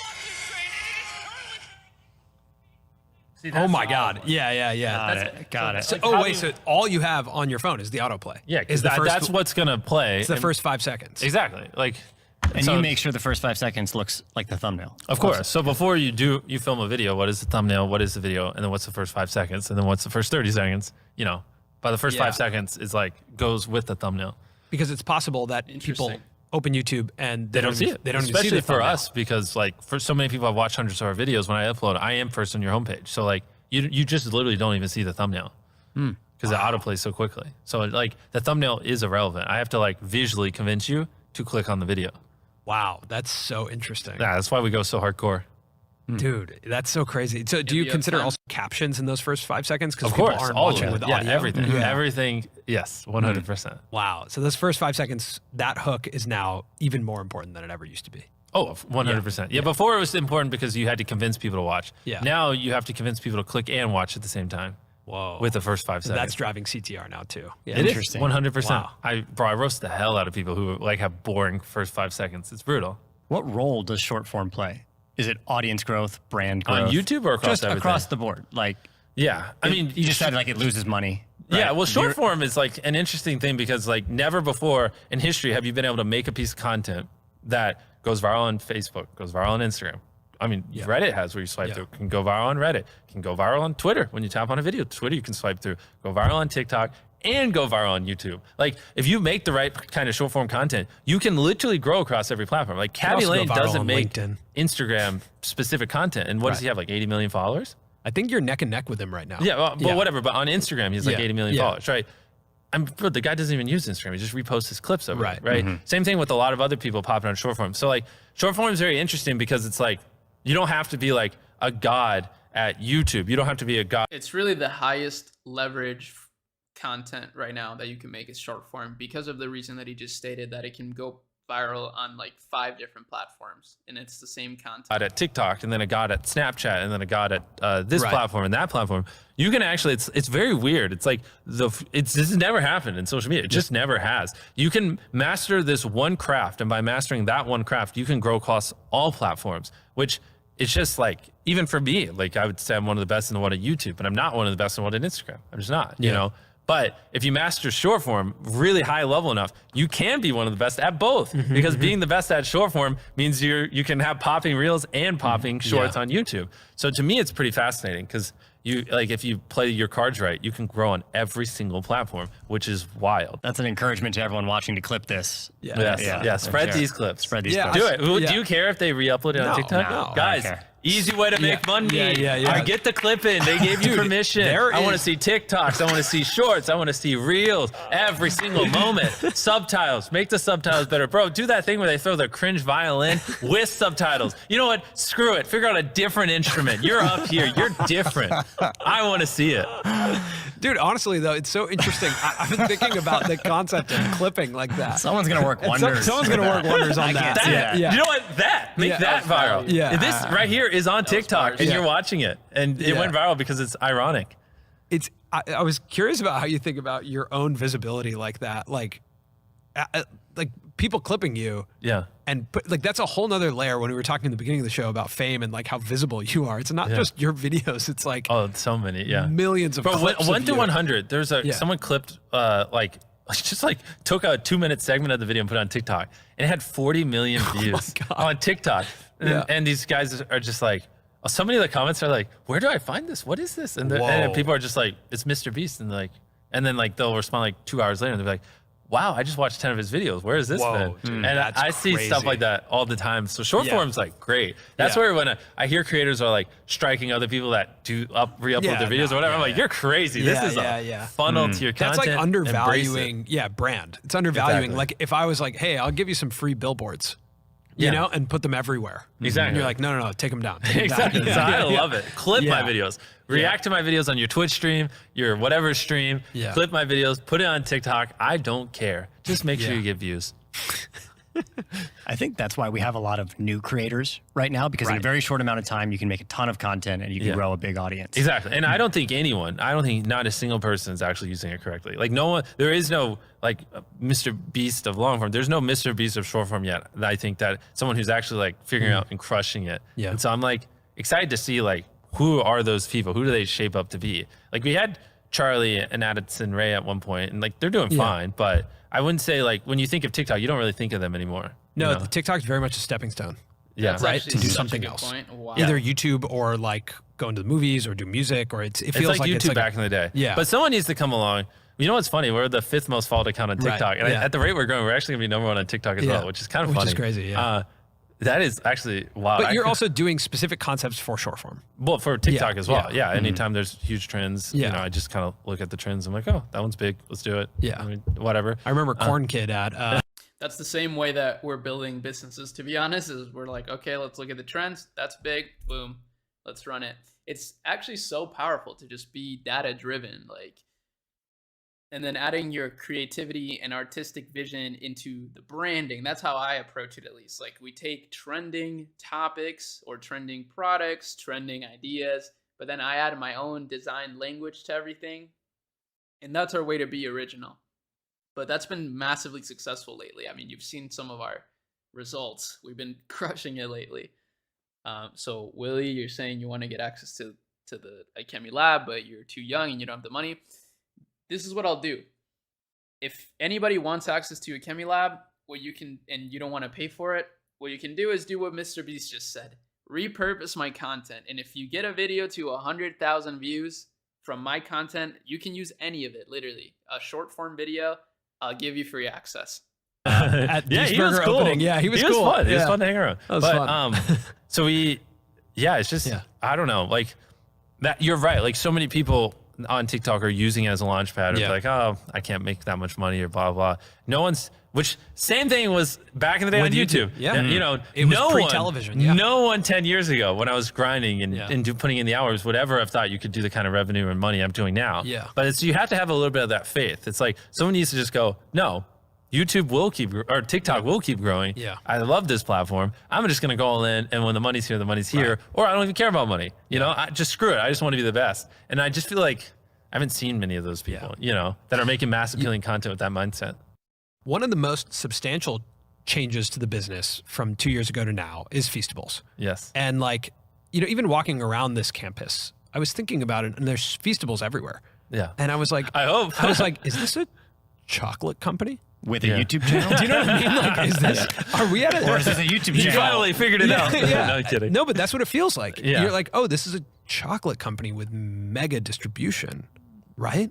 Yeah. Because it, like, and we were talking about this before too, but like as the business grows, like Feastables is going to dramatically change your relationship to advertising. Yeah. Like the advertising business, the brand deal business, ad revenue, all that. Like Feastables is the business, right? Well, is that how you see it, or the thing is, like, there's only, I've never talked about this before. So this is gonna be a weird, like, couple sentences, but there's only so much money brands are willing to spend on a video. Like, our videos, I mean, our views are crazy. So our videos get 200 million views sometimes now. You know, not sometimes. A lot of them go on to get 200. Sometimes they get 300 million views. And so it's like, you know, for me to get paid a fair price on that video for a lot of like people that advertise on YouTube, it's like literally half their entire yearly spend on YouTube, like brand deals, would have to go to me for one video for me to get paid fairly. So a lot of times it's like, you know, we talk to these like marketers and they're just like, you know, I only get X amount of money a quarter to sponsor YouTubers with. And I'm like, well, for one video. And they're like, well, then what do we do? And I'm like, I don't know, but like, I'm not going to just you know, give you a discount because your boss won't give you more money. Like, you know, this is 200 million views. It's double the Super Bowl. It is what it is. And so it's like harder and harder to find brand deals for us that keep up with the pace. Like the amount of money people are willing to pay has stalled, even though the views are skyrocketing. Like a year ago, I was getting 50 million views a video or whatever, 70. And so,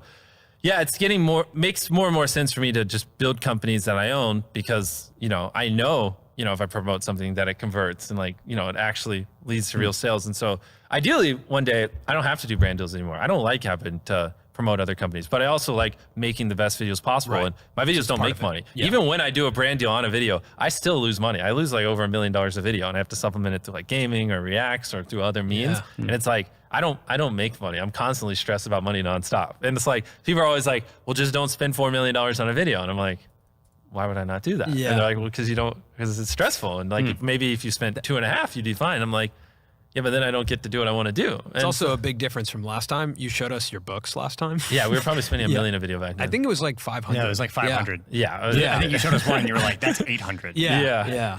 This time you didn't take us to the accounting I office. lose more than that on average per video I upload. So my total spend last time. But it is what it is. So yeah, I just got to figure out a way. Like the answer to me isn't make worse videos or like stifle my creativity. I want to do whatever the hell I have to do to make the best video possible. And money just is a huge factor. It just is, like, to like build sets, like these walls, like even lumber, you know, it's expensive, and then you got to construct it. And like, this is like a shell of what it will be. This video is going to be freaking awesome. But like for this video alone, 1.5 million of it's going to be just building this stuff and like decking it and putting stuff in it or whatever. And like, you know, well, if I give $1 million cash prize, well, that's $1 million on top of it. You know what I mean? Yeah. And it's like, it just adds up, and it's like, well, I don't want to give away less money. I don't want to have less. I don't want to have worse sets. I just need to figure out how to make more money so I can fund all this stuff. And so that's kind of what got me started on doing this. That's and, a great I'm just problem solving, like breaking it down in terms of like equations. It's like an equation almost, like what do you need to do in order to achieve what you want to do, right? Like in his case, it's continue to make the best videos. That requires a lot more money. So, you know, that's why Feastables is a great idea for him, because it can fund a lot of the business. I like that framework. Very passionate about food in general. I love, just even if I don't know if you came in my room earlier, but we were just trying different formulas for the chocolate. And then to me, this is kind of like a YouTube thumbnail. Like you put it on a shelf in a store. So like it actually, like a lot of what I learned on YouTube about clickbait or whatever came over, and it's like I get that same excitement designing the packaging that I do when I get to make a YouTube thumbnail. And it's very fun to like create an actual product and then like have people try it and experience it. And I could go on and on. Also, just chocolate, like for the last 100 years, we started with this. We're going to do other stuff, like one day soda, and you know, try to just take categories and make healthier products than what's out there. But chocolate for the last 100 years, especially in America, has been owned by 4 companies, and like no one has been able to get in there. It's like Hershey's, Mars, Lindt, and Ferraro, and it's pretty crazy. Like, but even most of it is just Hershey's and Mars. You know, like they do like 75% of chocolate revenue in America, and so it's like it's kind of like monopolistic almost. Like you can't, if you have a successful chocolate company, they'll just buy you. I mean, that's like sorry to tell you, MrBeast, but that's America in a nutshell, man. And the whole country is owned by like 2 companies at the end of the day. So that's same with every product. If you go to a Walgreens, like the whole pharmacy area or, you know, section is owned by like 2 companies. It is pretty wild. It's crazy. It's because these companies are hundreds of years old and they have so much money that they don't know what to do with. It's like the only way to, like the best thing to spend that money on for them is just to buy out their competition. It is kind of sad, but it's also kind of natural, I think, in a way. It's just like survival of the fittest. Like a company at a certain point becomes like a living and breathing being almost. It's like an organism. And I feel like that's a law of nature for things to want to survive. So in order for a company of that size to survive, they got to continue to acquire this, eating the competition, basically. It's kind of fucked up, but that's just like that's like a law of nature. Like I said, it's weird. Or just like bully you so you don't get shelf space. And so these guys like just own all the chocolate space and they don't innovate. Like a Hershey's bar to me just tastes like, it tastes very processed, and I don't really like it. At all, to be honest. I mean, and so it's so fascinating to me, like, why are there not new, innovative, cool, like, you know, snack products coming out more often? It's because these guys just have all the shelf space and they have no need to innovate. You're just gonna buy what's there, and no one's really threatening them. So to me, it's fun to like put pressure on them and try to get as much shelf space as possible, and you know, try to figure out what they're doing, but better. It's like the only thing in my life outside of YouTube that I've like gotten hooked on and like gotten that same high I get working on YouTube. I get that when I make these products, like CPG products. And so I enjoy it a lot. It's a lot of fun. I think like Feastables to me is your YouTube channel when it had 8,000 subscribers. Exactly. Right now, I'm still figuring it out, but that's exactly it. I love it so much. It's so addicting. And I never, ever thought I would find something even remotely close to YouTube that I like love and I can like throw my life at and like genuinely enjoy. but I freaking love it. I love staring at chocolate data. I know everything. It's all over the walls. Yeah. Like, it's you want to know how printed much? 20 billion. It's like the growing new 4% a year. What else you want to know? That's what I've realized being Walmart here. does $4.5 billion a year in fucking chocolate. It's like freaking your chocolate new sales. YouTube studio. Wait. Say that again. Walmart does $4 billion a year in chocolate chocolates? sales. Yeah. Wow. Not just chocolate bars like this, but Just across chocolate. anything with Yeah. chocolate in it. Yeah. Yeah. The Walmart's the And highest grocery retailer. how much of Walmart's chocolate business is Feastables? That's actually crazy. That's just Walmart alone. I mean, there's like so many other retailers out there, and that's a $4 billion a year industry. That's wild. Well, ask me that in a year. Okay. The thing is, like, there's resets, and so our chocolate per SKU, if you put Feastables there, sells like crazy compared to every other chocolate company. But the thing is, like, they only like once a year reset and like evaluate. Oh, you're selling X amount of volume. We should give you more space. Our company is very new, so we are way overdue for infinitely more shelf space. We're just waiting for the next It might reset. not even be 100% about that. There's probably like some politics involved in that too, of like the I don't wanna Hershey's- get into that. No, but I'm saying the Hershey's Walmart relationship is probably legacy. It's there's- old. there's- Right? Yeah, there's been You're some the new stuff. kid on the block. Yeah, I know, and there's some interesting stories there for another day. Right now, Or today. But like any business, like it's Yeah, gonna take. only Walmart is $4 billion a year. That's actually wild. And I could easily see MrBeast reach, like, that's what I'm saying. Literally in the next year, MrBeast is gonna be a billionaire. If he's not considered one already, which in my opinion he is, since he was offered over $1 billion for his whole enterprise, and his enterprise is only growing. So I think, you know, $4 billion a year for his chocolate brand is like gonna be a thing. Not in the far future. Probably in the next probably in the next 5 years he'll reach $4 billion a year. But in the next year it'll be $1 billion enterprise for sure. Take time to build trust, yeah. right? Like your YouTube channel at 8,000 subscribers in YouTube's eyes is like, meh. All right, Yeah. let's see what happens. No, Let's I see mean, what happens. Walmart and everyone's great. The retailers Yeah. working with them's awesome. And like a lot of them watch the videos. So it's Yeah. like pretty easy. Like it's not like the stereotypical where you would think I walk in there and have to pitch these people why they should sell these products. Anytime I talk to a retailer, they're just like, okay, you know, how much do you want us to put on the shelves? You know, it's not, so it's more right now, more the problem is making enough bars and keeping up with demand. It's not really convincing retailers to put it there. Like, cause it's pretty obvious. I can show infinite amounts of data of how Feastables isn't just taking revenue from Hershey's. So like people are just walking to the chocolate aisle and instead of buying Hershey's, buying Feastables. Like people who never would have bought chocolate in Walmart are walking to the chocolate aisle specifically to buy Feastables. creating a new market. Exactly. Yeah. I'm bringing new customers to the aisle, which is such a net positive and one of the biggest KPIs these buyers would want, that it's just like dumb not to have. Yeah, that's literally customer acquisition. Like Walmart is, or any chocolate company is willing to pay a lot of money to get somebody that's never had chocolate or would have never bought chocolate to buy chocolate. And that's what he's talking about. That's the KPI that he's talking about. I mean, it's like, you know, literally incompetence not to put our bar there because I'm bringing new people to the aisle. You know what I mean? And they realize that. So it's like, it's not even like a thing. You know what I mean? It's just like literally, can I keep up with the demand? You know? It's similar to when you started on YouTube, you had like a group of up and coming creators that you talk to all the time, Yeah. right? Do you have that in CPG I'm working products? on it. I'm trying. Like founders of, Yeah, or I like have like chocolate two. people? I can't name them, but Okay. I'm trying, bro. I'm trying to calling build that, so like a every chocolate mastermind. company on the world. I'm calling them. I'm reading like books. Like I just read Chocolate Wars. I read Milton Hershey's biography. Yeah. I've reading all these books, and I'm like calling people who like wrote the books, and I'm like, Yeah. yo, what did you learn, or this or that, and like I'm going like my like tree of knowledge is like disseminating. Yeah. Like, you read this book, and then you talk to this author MrBeast has to hit me up. He has to come back to his drop shipping roots. who recommends this person. It's like, it's cool to like see that. And so I'm starting to get resources of people because I don't, you know, for the most part, I don't know what I'm doing. Like, you know, and I'm learning as fast as possible and trying to become one of the most knowledgeable people on the planet when it comes to like making food products and eventually beverages. So right now I'm just in that stage of like, I'm trying to absorb knowledge as much as possible. And I'll just call people. I'll be like, I don't know what I'm going to learn off you. I'll do everything I can to add value to you. And in exchange, just teach me everything you know. Like people who've run a snack business for 10 years. I'm like, just teach me everything, and then I'll teach you everything I can. Like, let's just exchange knowledge and like try to make it a win-win. And I'm doing that like 5 hours a day. The thing I love about the way Feastables works with your brand is that when it is in the videos, which is now almost every video, right? Yeah.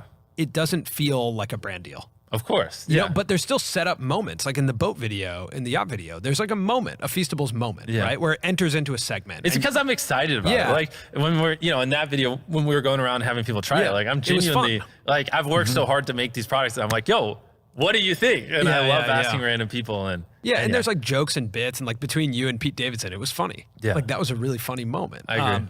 So like those experiences, I think that is the gold standard now of like, if you can build your own product you should. and organically talk about it, not only just even have to think about talking about it, it's just part of you. Like I think MrBeast, I think Feastables. And it just, in the long run, it's just better. Like, if people aren't going to pay you what you're worth for a brand deal, just do it yourself. I mean, it just is what it is. You know what I mean? Yeah. So, it's like, hopefully one day I can spend $10 million a video, because you're and I just don't think, not in the near future, people are going to be willing to pay that kind of money. Even if I'm pulling 1 billion views a video, I don't think anyone's going to pay me $10 million a video. So I just got to go make it myself. You know what I mean? Would you ever entertain not spending millions of dollars on a video? I mean, I have before. But like to go back to years ago, like filling a backyard with I did the video. I didn't eat food for 30 days. I mean, like, I did that video for dirt cheap. People, I've said this before. That's one of my favorite. Yeah, people loved it. I can't. And that was unexpected. Actually. Yeah, I can get 100 million views on a video for less than 10 grand if I wanted to. It's like, it's possible, but it's like what's the point? Like, I'm just trying to make the best videos possible. I'm not trying to I don't have an ego. I'm not trying to like prove to people I don't need to spend money. I don't care. Spending money isn't a bad thing.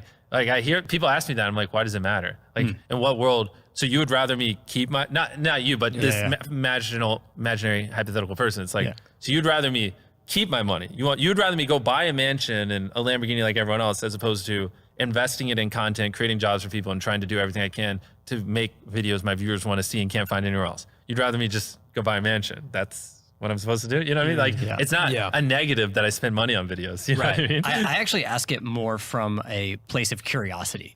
Of what would you I mean, look at our gaming channel. I mean, our gaming channel, we get 60, 70, 80 million views on videos with like no money spent all the time. So it's like, it's definitely possible, Yeah. I'm going to shift gears a little bit to talk about, as you're building this company, this like media company or chocolate company, I don't know how you think about it, but how do you think about the difference between human intelligence and artificial intelligence? Oh boy. In like the future of creativity and work and... Yeah, that's gonna be interesting. You know, I don't. Obviously, it's not there yet. We all know it's not there. But with ChatGPT and everything, it's definitely getting exponentially better at an alarming rate. And there will probably be a day where you can, upload every MrBeast video and just go, all right, here's every video I've ever done, everything I've ever said, blah blah blah. I'm gonna do $1 versus $1 billion helicopter. Yeah. Tell me what I should do. Tell me what would be funny. Tell me the best helicopter. And it would probably be able to spit off like, here's every helicopter on the planet. Here's what I think you should do, and blah, blah. And it'd probably be pretty close to what I would end up doing. So I do think that will be a thing one day. But it's also interesting because I don't think it will destroy things. I think it will just free up people to do, more of what they love and like focus on creating, and they'll have that for inspiration. And like, there'll probably be a period where everyone just plagiarizes and uses that, and like it's going to get more homogenous at one point. And then it'll normalize, and then the people who break through are going to be the ones that use that as inspiration and level up on it. And it just kind of is what it is. But right now, kind of neglecting it. Sometime in the next year, I'm going to go down the AI rabbit hole and be like, screw it. I'm going to start putting 5 hours a day into this and like figure out how I could use it to like level up what I'm doing. But I don't know. I think one of the most interesting things that's coming that we've spoken about before is multi-language audio. 100%. Like you releasing the yacht video in as many languages as you did contributed to it getting so many views, of course. Right? And there will be a moment when that is available to people because of AI very quickly and very cheaply, I think, right? And that I still think is a little ways away. But if we go, like, let's just go there. Okay, like if you want to say 5 years from now, but because it's like you have a plethora of content on YouTube, and I'm not going to watch videos in English that are just AI dubbed. Like I'd rather just literally watch a normal English video. And so it's like, the thing is, in a vacuum maybe, but to like get your video in Hindi promoted, right, with Hindi dubs, you can't just have the dubs. It has to, like, if this is the standard of content over there, it has to be above the standard to get promoted and go viral. You know what I mean? And so like you're like kind of with AI dubbing, especially right now, obviously you're just like, competing on crutches, like in a wheelchair. You know what I mean? It's not a level playing field. And so for it to get to the point where it's so indistinguishable, where it is a level playing field, I think that's still years away. But maybe I'm biased. I think you need to have video tracks that are different too, maybe. Like video with tracks built-in is another thing subtitles too. that are different and like it's brutal. there's something that I love upstairs, by the way, which is the photos of your voice actors. the voice actors. Hey, are you gonna overlay that footage? No, we're not going to overlay any footage. That's our rule. Maybe don't overlay it. Actually, you guys don't get to know Yeah. I think, but that's really cool that you have all the different voice actors who play you guys. Like their pictures are up here in the office. Yeah, I love that. There's 13 I just think that's so cool. all around the world. Actually, when I went to Japan, I met all our voice actors over there. It was so awesome to see them because I've said this a million times. It's not like a broken record, but I have the same person who voices Naruto does me. Yeah. And then we also had all the other voice actors for the boys. Yeah. It's so interesting talking to them because they're like, they study our personalities and they know us so well because they've, basically role played as us for hundreds of videos, hundreds of hours collectively. And so it's pretty interesting because they sometimes they're like, when I talk, I accidentally start talking like you because I've mimicked you so much that it's kind of become a little bit like us. Like that's one of them said to one of the boys. That's and crazy. It's so interesting. Yeah. And they know everything about us. They know our mannerisms. They're like, hey, Lamborghini is hard to translate. Like maybe use a different word. And we're like, oh, really? Whoa. And they're like, oh, you use this adjective a lot. And I've noticed you do this and you have this quirk. Because they have to study how we speak so they can mimic it properly so the dubs come across real. Are you considering that in your content of how do we make this more global? No, I just do. No. I'm just me. Okay. I don't care. But it is interesting when I meet them. They're like, why do you say this word a lot? And one of the ones a lot, it's like Lamborghini. Apparently that's hard to translate. And they're all like, any other car. They're like, Ferrari. And I'm like, how is Ferrari easier to say than Lamborghini? And they're like, they try to explain it. I don't understand, but on the topic of because when we're talking to them, we're talking with Google Voice. I'm typing in, why is Ferrari better than Lamborghini? And then I hit play and it says that. And they grab their phone and they're like, that'll be interesting when that's happening live. Where there's live transitions happening between people. Exactly. I should be able to talk into it and your AirPods auto translate. Exactly. Yeah. That's probably pretty close. No. But on the English dub thing, did you watch Squid Game in Korean with English subtitles? Or did you watch it because as of anime, I'm kind of conditioned to use subtitles, so I watch the subtitles. Yeah, because I would say that, when I think about Squid Game, I think a lot about, is the next big YouTuber from somewhere else? Yes. Right? Is the next big YouTuber from India, and with multi-language audio, they get kind of imported into America the same way that Squid Game got imported into America. Agreed. Right? I think that's a real possibility. That maybe YouTube has been so US based for so long. Well, just US and Europe. US and Europe. Yeah, English based. That maybe we need a completely different culture. Yeah. To watch. I'm excited. Right? I want to see it. Yeah. That feels like if there was a Casey Neistat in India, showing us his so daily life, cool I'd be like, wait, that's super cool. And I could understand Imagine a Ryan Trahan from India, where it's I won't even name a country, but just, these other countries that have lower RPMs, so they couldn't ever do these bigger budget stuff or build sets. Ryan isn't spending that much money on videos. So finding a Ryan in one of these other countries, that just is getting by on personality for the most part would be very fascinating. And then to see that personality in this other culture and environment, I do think would do pretty well. I think that's probably the next thing we're going to experience. I would love to see it. The only problem think that's is already happening. Especially in the Hispanic markets, Spanish markets, there's some insanely big YouTubers already. On Twitch, I believe the highest view count streamer has been somebody from Spain, I believe. So that's already happening. But it will be really interesting to see even other languages that are even smaller to get some recognition. That would be really cool. Now that almost everyone's getting this beta program where you can have access to. Hold on 1 second. My cats are just crying outside of the door. They're just wanted to hang out in here. Audio tracks, but even then, they're not going to be able to do the dubs. It's just a big thing. Yeah. And it costs money. So it's probably going to be at least another year until that's kind of a thing. Yeah. But it'll be interesting once it is. Speaking of Ryan Trahan, is there any inspiration you've taken from him? When we had him on the channel for the first time, we titled it around MrBeast. Yeah. Being that he's kind of the next MrBeast, but we were saying it in a low budget way, that he has not budget. That was years ago. Not budget the everyman in a bad way. Yeah, but I get what you're saying. Yeah.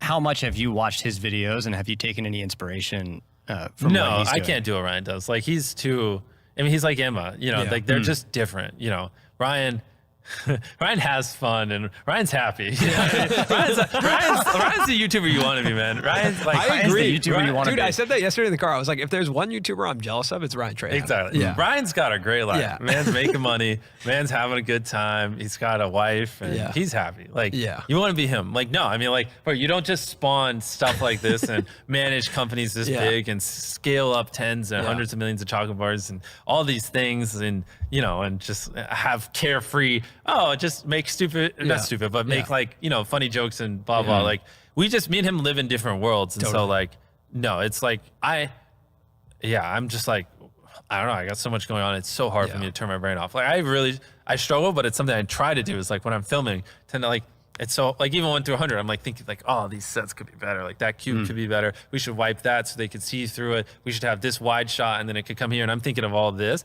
And so it definitely, I try to like flick my brain off and just be like, be funny, be funny. Cause that's what people want. They just want me to be funny and be in the moment. And like, that's like a constant battle for me. Whereas I don't think he has that much of a struggle because it's just the things aren't as complex. So it's just a little bit of a different world because also if I'm not worried about those things, then they don't happen, you know? If you don't fully enjoy it all the time or it is stressful, are you always actively working to make it more enjoyable?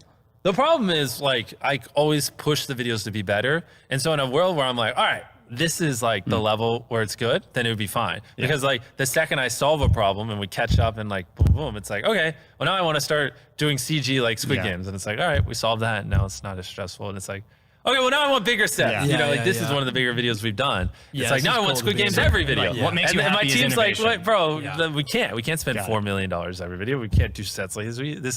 This is impossible. This is a one-off. And I'm like, but no, now I know it's possible. Yeah. So like, I want to do it every video. And so it's like, then, you know, you solve that and you keep pushing and pushing and pushing. And it's like, so that's the reason why I'm always stressed, but it's like, it's not like anyone's forcing me to do it. Yeah. It's just like it just feels like it runs in my blood. Like if I'm not pushing and innovating, then I just get depressed and I'm like, what am I doing? Like, well, what's the point Innovation of life? is what makes you happy. Exactly. It But makes life so exciting. Innovation is extremely difficult. Exactly. trying And it's things for the miserable. first And then time. you push and then you're like, this is hard. And then you're like, well, why am I even doing this? And then you're like, I'm going to go watch anime. And then you come back and you're like, all right, let's do it. Wow. So we tweeted out this graphic that you replied to. It was like a pyramid where we showed like a typical company has a CEO on the top. Yep. And if you remove that CEO, the company's still intact. And Exactly. you can swap out employees. Yeah, that And was a while ago, That was a yeah. while ago. And we turned it on its head and said, this is a creator company. Everything lies on this one Oh my individual. And you gosh, pull that person and everything falls. And you Yep. replied to that talking about the pressures of running a Oh, creator-led 100%, business. And that you need to be, you have to be a certain type of person to do this. Yeah. Can you talk a little bit about what you've learned about That's a that, great like a point. creator-led business and being the creator in a creator-led That's business? why- Well, That's honestly why I really love my e-commerce businesses because they don't rely on me. Whereas like Chemi Lab, like it does rely on me. We're not going to get new members if I'm not talking about it. Same thing with like my agency right now. We're not going to get new clients if I don't mention it or show our results. So it is a lot of pressure, but one thing is, like, especially because I started out the podcast talking about stuff, I just want to be clear. Obviously, I signed up for this, and like no one's forcing me to do it. I love my fans. I love you guys. So like, I don't want to sound like I'm complaining. Yeah. Just miserable. Even though I am miserable a lot, but it's self-inflicted misery. Yeah. But yeah, the thing is, it's like, I mean, across everything I'm doing with this and the production company, whatever, just the people who make my videos with me. I mean, company, I have hundreds of people that work for me, and they have families, and like so many people depend on me. Like if I don't film videos, like I can't pay people. So like I have all that. And like I was describing before, it's like, I leave these walls and it's like, just crazy. Like not as crazy. Like obviously there are people way more famous than me, like Taylor Swift, you know what I mean? Hers is probably infinitely worse, but it's still like, I can't be in large crowds. I just can't. I can't go watch a movie with my girlfriend. We were in a very large crowd with you in November. Yeah. At the mall. For Exactly. The So I can't be in crowds. I can't, I watch a movie unless I rent out buy every ticket in the movie, or people are just gonna like film me the whole time. It's like I always have to be on guard. Like I'm known for carrying around money. Like people have broken into my house before, and so it's like I gotta have security at my house, and I gotta do all this. So it's like all that. It's like no matter where I go, you're always on, and also I can't just like if I mess up, someone's always filming me when I'm in public. I don't know what mess up means, but you're always on. You can never let your guard down. There's always things going on. And then, and you always have to be filming because all these people depend on you. And, and then the expectation is like, if I just do one thing just slightly worse than the video, then there's 500 Twitter threads of like why MrBeast is getting lazy and MrBeast is going to fall off because like on this one boat, he wasn't feeling the best. Like they don't know, but I'm like, oh, if I'm not feeling the best and I just like don't film as much for one little thing and I just, whatever. And so then the bit isn't as perfect as it could be. Everyone reverse analyzes it and it's like, MrBeast's a fucking moron. Like he didn't do this, and this. Like what is wrong with, and it's like, no, I don't know. I had like the flu or something. And sorry, that piece of content isn't as good. I don't know what you want from me. Then it's all this pressure, and then you still have to make short form content. I still have to do this, and so yeah, it just kind of like all stacks up, and you're running at full speed nonstop, and every time you take even like an hour off, you feel bad because you're like, damn, that's an hour I could have been working, and I'm the bottleneck for almost everything. You know what I mean? That's the thing. Yeah. You're the bottleneck for everything. And we feel that too in our company, right? Like if we're not at our office or like reviewing edits or something, everything always ends with us, right? Exactly. That's the hard thing about it's brutal. It's 100% brutal. And so that's where you have to be a specific type of person. Like that is why a lot of people get burnt out, and it just is what it is. It's the nature of the business. I don't think it's a fault of anyone. It's just like some people have the personalities. Like I want the pressure. Even though I'm complaining a lot on this podcast, I want it. I love it. I love having the pressure on my back. Put it on my back. Put more on there. It excites me. Like it doesn't scare me. I'm like, I want more. Like I get competitive and it fires me up. But for other people, it feels like a never-ending race that's daunting and you can never stop. And it's like, what's the point of life if you're just always going to be like running at 1,000,000 miles an hour? And I want to do this thing, but I can't do it because if I let up, then this falls apart. And so it's like, it can be a scary trap. It's like, it's either like something you live for and it's like in your DNA, or for a lot of other people, it ends up being your nightmare if you're not careful. That's why I don't recommend a lot of creators scale as big as I have, because it's like, it's a lot of pressure. Like you really should probably keep your team a little more leaner. You probably shouldn't do big projects like I do. You should keep it a little more reasonable. You should get it where, you have a year's pay in the bank. So if, you have a couple duds, you don't have to worry about paying, are you going to be able to pay your employees? Like you shouldn't reinvest every penny so aggressively like I am. And like, there are things you can do to make it where it's not as brutal on your mental health. And all of it is the exact opposite of what I do. And that's why I'm like, but it's what you want. That's why, you shouldn't. Like a lot of people, unless you really do truly believe that you're like me and you like the pressure, shouldn't try to do what I do, because it's going to end up being your nightmare. I see it happen all the time for a lot of people. I think there's a big scale, right? Like if you're on YouTube and you're making good videos, you can also kind of be like an artist, like an actor, right? Where you don't really want to hire employees, but you're just really good at making videos. Yeah, but then those are the same people who have to edit their videos, they have to set up the cameras, and those are the first to get burnt out because they're doing everything. And they're doing 7 jobs and they only enjoy 2 of them, and the 5 jobs they hate are the things that burn them out, and they don't know why they're burnt out. And it's because, 70% of what you do, you just freaking hate, That's fair. That's true too. Someone. Yeah.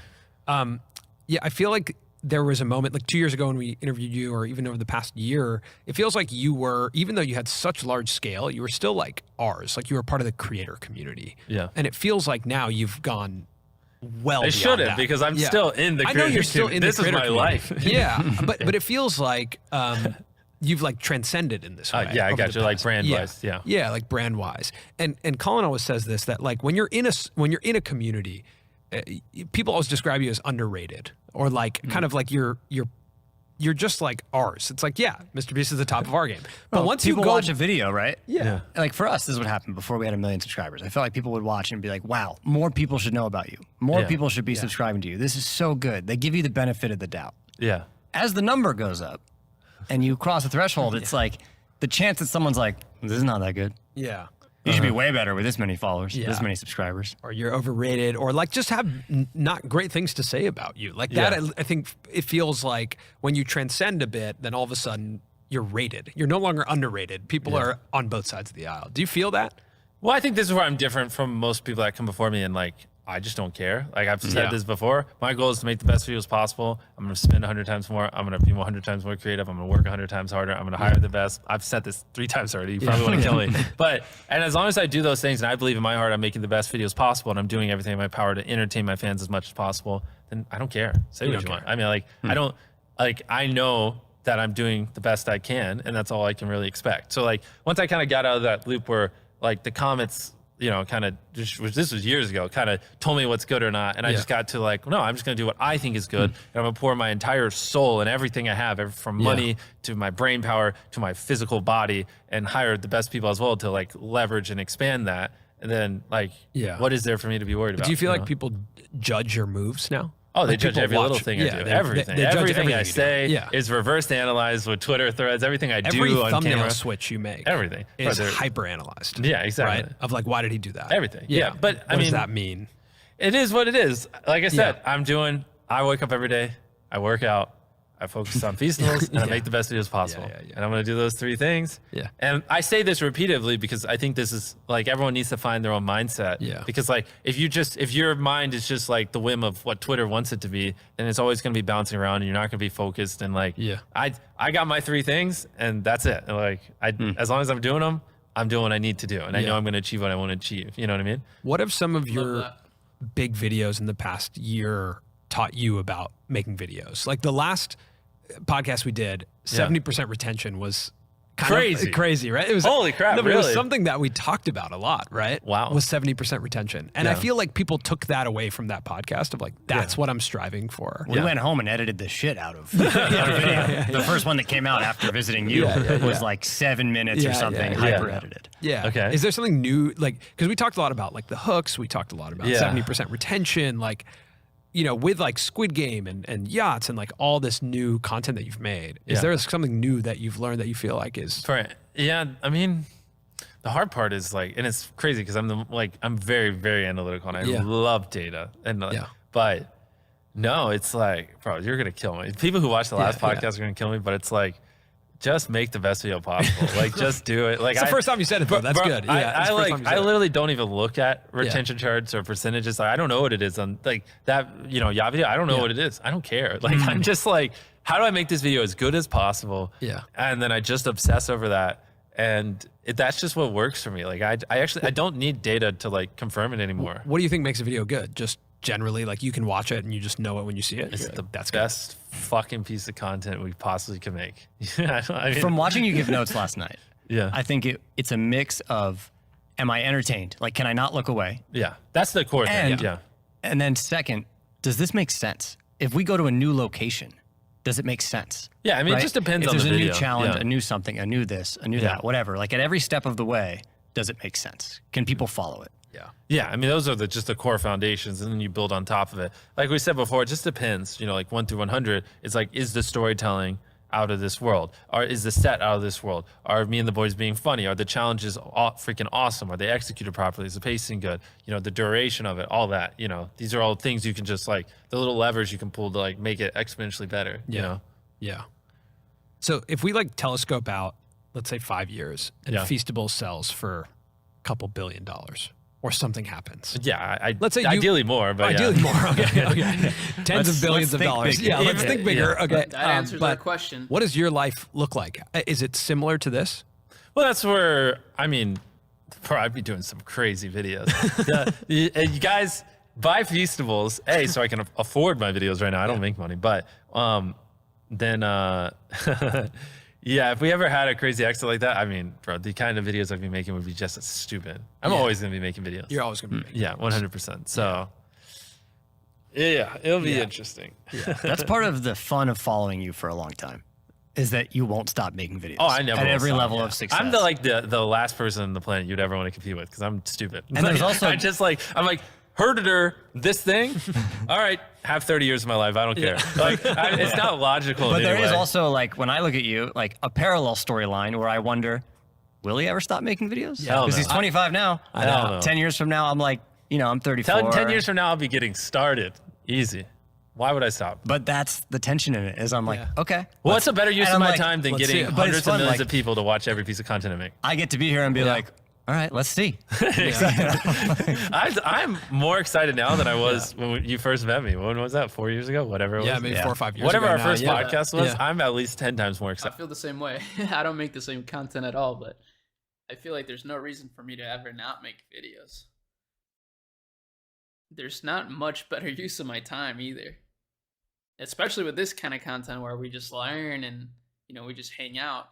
pretty amazing. Excited that we did that. So it's not going down. It's going up. It's pretty Do you crazy. have aspirations of getting married? Yeah, of course, one day. Yeah.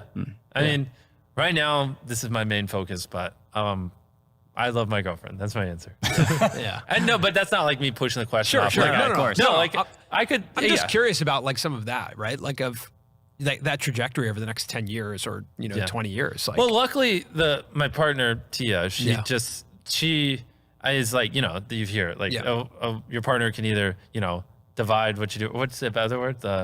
multiply? Well, multiply or divide, but it's a different word than divide. I forgot the same. But anyways, they can either like make you a worse person or a better person. Tia definitely amplifies me and pushes me to work harder. And like, you can't go a million miles an hour forever. You do have to at some point slow down and like recharge. And I do feel like she does a fantastic job of helping me recharge very quickly. And she pushes me and inspires me to do better. And so, no, if you would have asked me that 4 years ago, I would have said no, like never. Interesting. But my partner, I do think actually does make me more successful. So as time goes on, I'm more like, yeah, actually that would make makes sense. Yeah, if that's my answer. Yeah. It's so funny because I feel like, we're almost very 10 years older than romantic. you. Jesus Christ. That's a reasonable answer. Right? Yeah, when we did the DEXA scan, you said 1989. Yeah, and I was like, I know. Right when I said that out loud, I was Coach like, B said to me too. He goes, "What?" he goes, the 80s? I paused and I was like, 89. And I was like, wait a minute. He's 9 years older than me. Yeah. I did the math and I was like, did he say 98 or 89? Yeah, I'm almost 10 years older than you, man. Oh my like gosh. It's so interesting. So I feel like my life was dramatically different from yours at 25. Yeah. But at the same time, Holy there's crap, you're 34. Yeah, no, I'm 33, all right? Okay. I'm 34. Yeah, he's Okay. 34. Man. Wow. The old guy. Wow. But What's it like? Yeah. Are you guys about to die? What's it like, man? You saw us working. Do you have a will? We're getting. What happens? You know what? Who I gets don't the have a channel? will. Yeah, I I should don't. probably. I don't So know. like, Yeah, I should when probably make a you will, die yeah. in a couple years, is it like, does it just go to Colin or?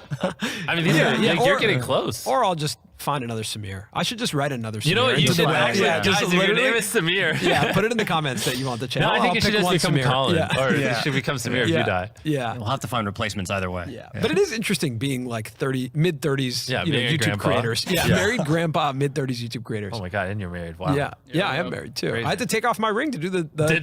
DEXA That's scan. right, you did. Yeah. He's like, I I had to haven't taken scan these off in 2 myself years. and Yeah. find out how much body fat percentage I had here. Yeah. Yeah. What were we talking about that? Oh, I was just saying, like when You go. yeah. Well, you said today at the gym, you're like, I don't know that much about you. Well, now you know. You know. I'm learning so much. You're learning Thank you. now. Yeah. But I remember when I was 25, that was like a really different year in my life. Like that was the year I felt like a lot changed for me, where like I became more open to things, and I was like, oh, interesting. Maybe my life will end up like that, or I will like, and I feel like just from observing you, not even from detailed conversations, even though we've just covered some of it now, like I feel like I'm watching you experience some of that. Yeah. Which is really interesting. I agree. I think part of mine might be different than yours, though. Of course. Yeah. You're living a very different life. No, well, than I more am, so too. like from 18 to like, we'll say 24, 23. Yeah. I just was like, I was just so all in on this. Like, I just, like, my growth was in like making better content and me being, leading a company and that stuff. But my growth outside of that was non-existent. And so I do feel like because of working out and just doing just slight things here and there outside of it, it's like transformed my life so much because it's like, oh, I have like slight skills that aren't just purely making great YouTube videos. Interesting. And like when you have those things, it changes you so much more because I'm not like just purely 100%.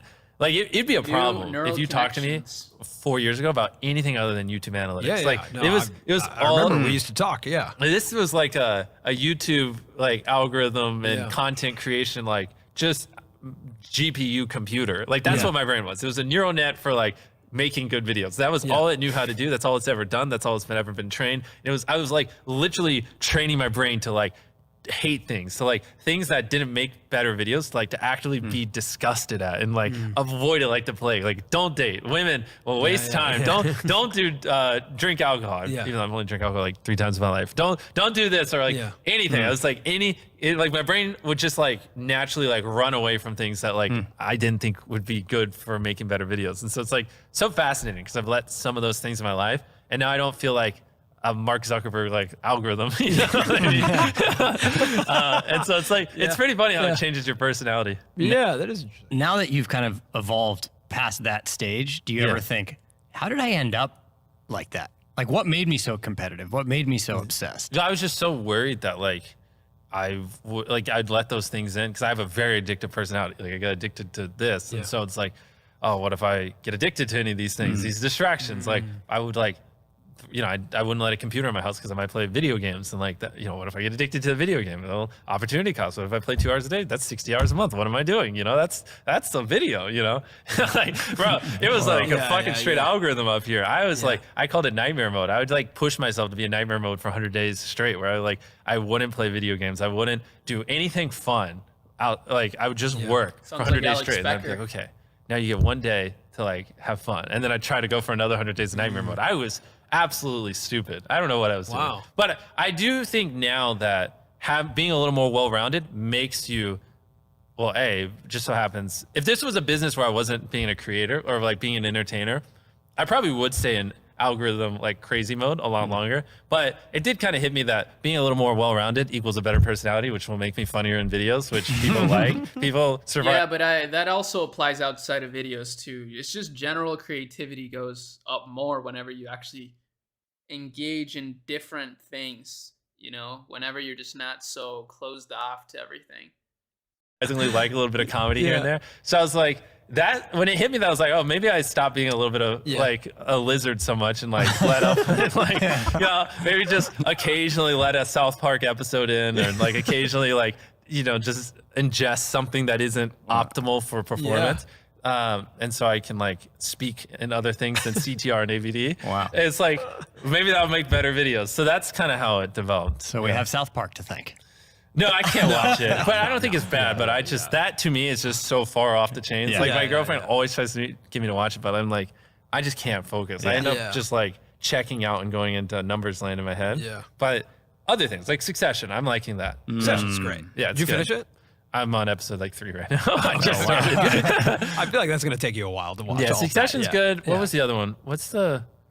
Oh, well, which one? Bro, now we're about to go down a rabbit hole. Did you see Severance? Severance? How'd you know that's what I was going to say? I mean, you could feel it. That's the one. Bro, that is so good. You obviously finished it, right? No, that is stupid that me touching my eyebrows indicated Severance. Yeah, I knew it. What? I was like, he's on the inside. I was about to say like the show with the white walls, but I was like, they're not going to know what I'm talking about. No, Severance was insane. Well, Severance was great all the way up to the ending. I feel like that was just like all that. You didn't like the ending? No, like all that build up and all that like investment, and then the ending to me was just kind of. But it's not over yet. Don't you want to watch season 2? Well, give me season 2. Like that's it's going to be like another year. Just like it's going to be another year. Like waiting 4 years to make a season of shows. Can we just like get on this YouTube timeline, man? Bro, I get 2 weeks. You don't get 4 years. Come on. I think that's like a lesson in brand, though. Like it's that good that they could take that much time off. It's not that good. No, I think it is. It's good, but it's not optimal. I'm not going to watch Severance season 2 because by the time it comes out, I'm going to freaking forget everything that happened in season 1. I'm not even going to remember. I can't wait until it comes out. I'm going to text you. Okay. I'm just not going to remember. Like that happens with so many shows. It's like, it's not optimal. We can all agree it's not optimal. Like, or anime. Like half the anime I watch, it's like, all right, season 1, awesome. 2 years later, season 2, and I'm like, well, I don't care anymore. Man, you know what I mean? The new season of Demon Slayer was so good. If anybody watched it, so good. And these are shows like I really, really enjoy. It's like we need to get the rest of the world on this YouTube timeline. Like crank these things out quicker. When do you think that happens? Where all of this kind of reaches singularity of like the entertainment business, where they come down to our timelines, or we go up and we are the ones who produce. Like when does it happen where there's not? I think the answer is YouTube. Like you have to believe more in a project, and instead of just filming one season, posting the season, which is what a lot of people do, waiting to see the performance of the season, waiting to see what everyone thinks, then greenlighting a second season. You have to just believe in your work before you do it. Like that's how you double down on a piece of content quicker, is before you even post the first piece of content, you start working on the next. Like actually start working on it, actually start spending money. That's how you dramatically shrink the timelines. But I guess for them, they're probably like, well, these are big budget things that are I think you have a different relationship with money. Yeah. Right? Like what probably stops really good art is the commercialization of it. like the monetization of it. Yeah, and like, I just think in that aspect is like the day you finish filming season 1, like take a little bit of time off and then go right into season 2. Don't wait till you post it. Yeah. You know, which sometimes can take 6 months to a year. but they're looking at performance probably. Exactly. Yeah, They and do. that's why It's it's also harder with scripted content. They don't. Well, they don't know what will do well. They Right. don't always. Like sometimes they do, but for the most part, they don't. And so they have to wait till 6 months to a year for it to get up, and then they have to wait to see what people think. And some shows don't pop off right away. Sometimes Yeah. it takes 6 months, and then you have to greenlight a show, Yeah. and then it takes like all this time to get the gang back together, Yeah. and then it takes a year production. Whereas if you were just like, fuck it, I believe in myself. You do season 1, you instantly start working on season 2. By the time the fans are like, oh, we want it, you already Yeah. got season 2, and you can drop that 2-3 months later, right? Yeah, but the cost of failure for them is too high. Right? Well, it's again, that's where you need data. You need to be knowledgeable. Right. Like for me, I just spent 10 years of my life, you know, hyper obsessing over Yeah. what makes the best video possible and like what people on YouTube want to watch. So like I can spend every dollar in my bank account on a video because I don't care. I know people will watch it. You know what I Yeah. mean? You just need someone like that over there who's like, I don't care if we spend all the money the studio has. Like I know people will watch it and we're just gonna do 3 Yeah, seasons. We're you gonna know? make 6 seasons of Severance and put it out all at once. Yeah. They should have, bro. That's a freaking banger. Anyone with the brain watching that knows that's a banger. And minus the end of season 1, it was great. It was awesome. I was like so curious. I loved it. It was like porn for my brain. It was You like a know what I bunch mean? of like thought porn. Yeah, it was a bunch of unclosed loops. Like it kept going. Like, ooh, what is that? Yeah, exactly. What? Yeah. Oh, what's it's that? almost Oh, like what's a that? Yeah. like a Sudoku puzzle Totally. in a show Yeah, form. yeah, It's where it like- just opens and you're like, Once you hit episode 6, you can't not make it to the end. yeah. They just Bro, I would love to see someone watch Severance with like those things on the brain where you see activity, and then have them watch SpongeBob, and it's like SpongeBob, your brain activity is probably like, and then but with Severance, it's probably like beaming and all Yeah. red like the whole time. And, yeah. That's funny. That's I wonder wild. if we'll put B-roll over that part.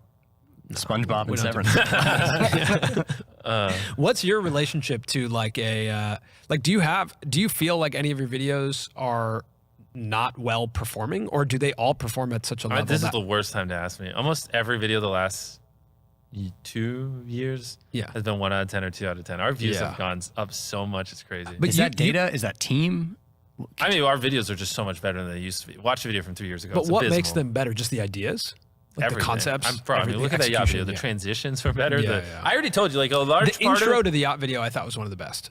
I mean, it's literally everything. It's like I used to be like robot man and like just like, you know, scream and just say things. Like I'm a lot more natural now. And like sometimes it won't. It's like, all right, boys, let's go have fun on the yacht. Sometimes I'm just like, okay, boys, just do whatever you want. And that's what we put in the video. And it's like, you know, that was a huge breakthrough. It's like people want to just see a more natural me. And like, you know, I don't have to like scream constantly to hold people's retention. You know what I mean? Like, you know, it sounds obvious in hindsight, but so it's like that little thing. I mean, like every video we improve a bunch of stuff. So it's it's these 5 things a video we're improving over the last 2 years that they just keep stacking on top of each other. And we keep pushing and pushing and pushing. And like, you know, we do more like yachts when on the $25 million boat with the thing went through it and then I spawned. Like that's a more high quality shot than we normally would have done. And it's awesome. Yeah. You know, I thought it was really cool. And like, you know, sometimes when we film now, we have like 7 drones whizzing through the air. Yeah. We're doing like cool stuff with drone shots and like, you know, whereas 2 years ago we were using 1. But so we can do like cool things where like we can have a further away drone punch into a closer one. So it looks like, you know, it flew in, and then we can have like just all these cool things we're doing on like the camera side and like my personality and on the like that side and like on scaling up the sets and stuff. Like you said, like our average spend has gone from $1 million to millions of dollars a video. And like, so everything is constantly getting better. And like the more we leveled up, we always get rewarded proportionally with views. It just is what it is. Like the algorithm does a great job of rewarding great content, you know, which is subjective.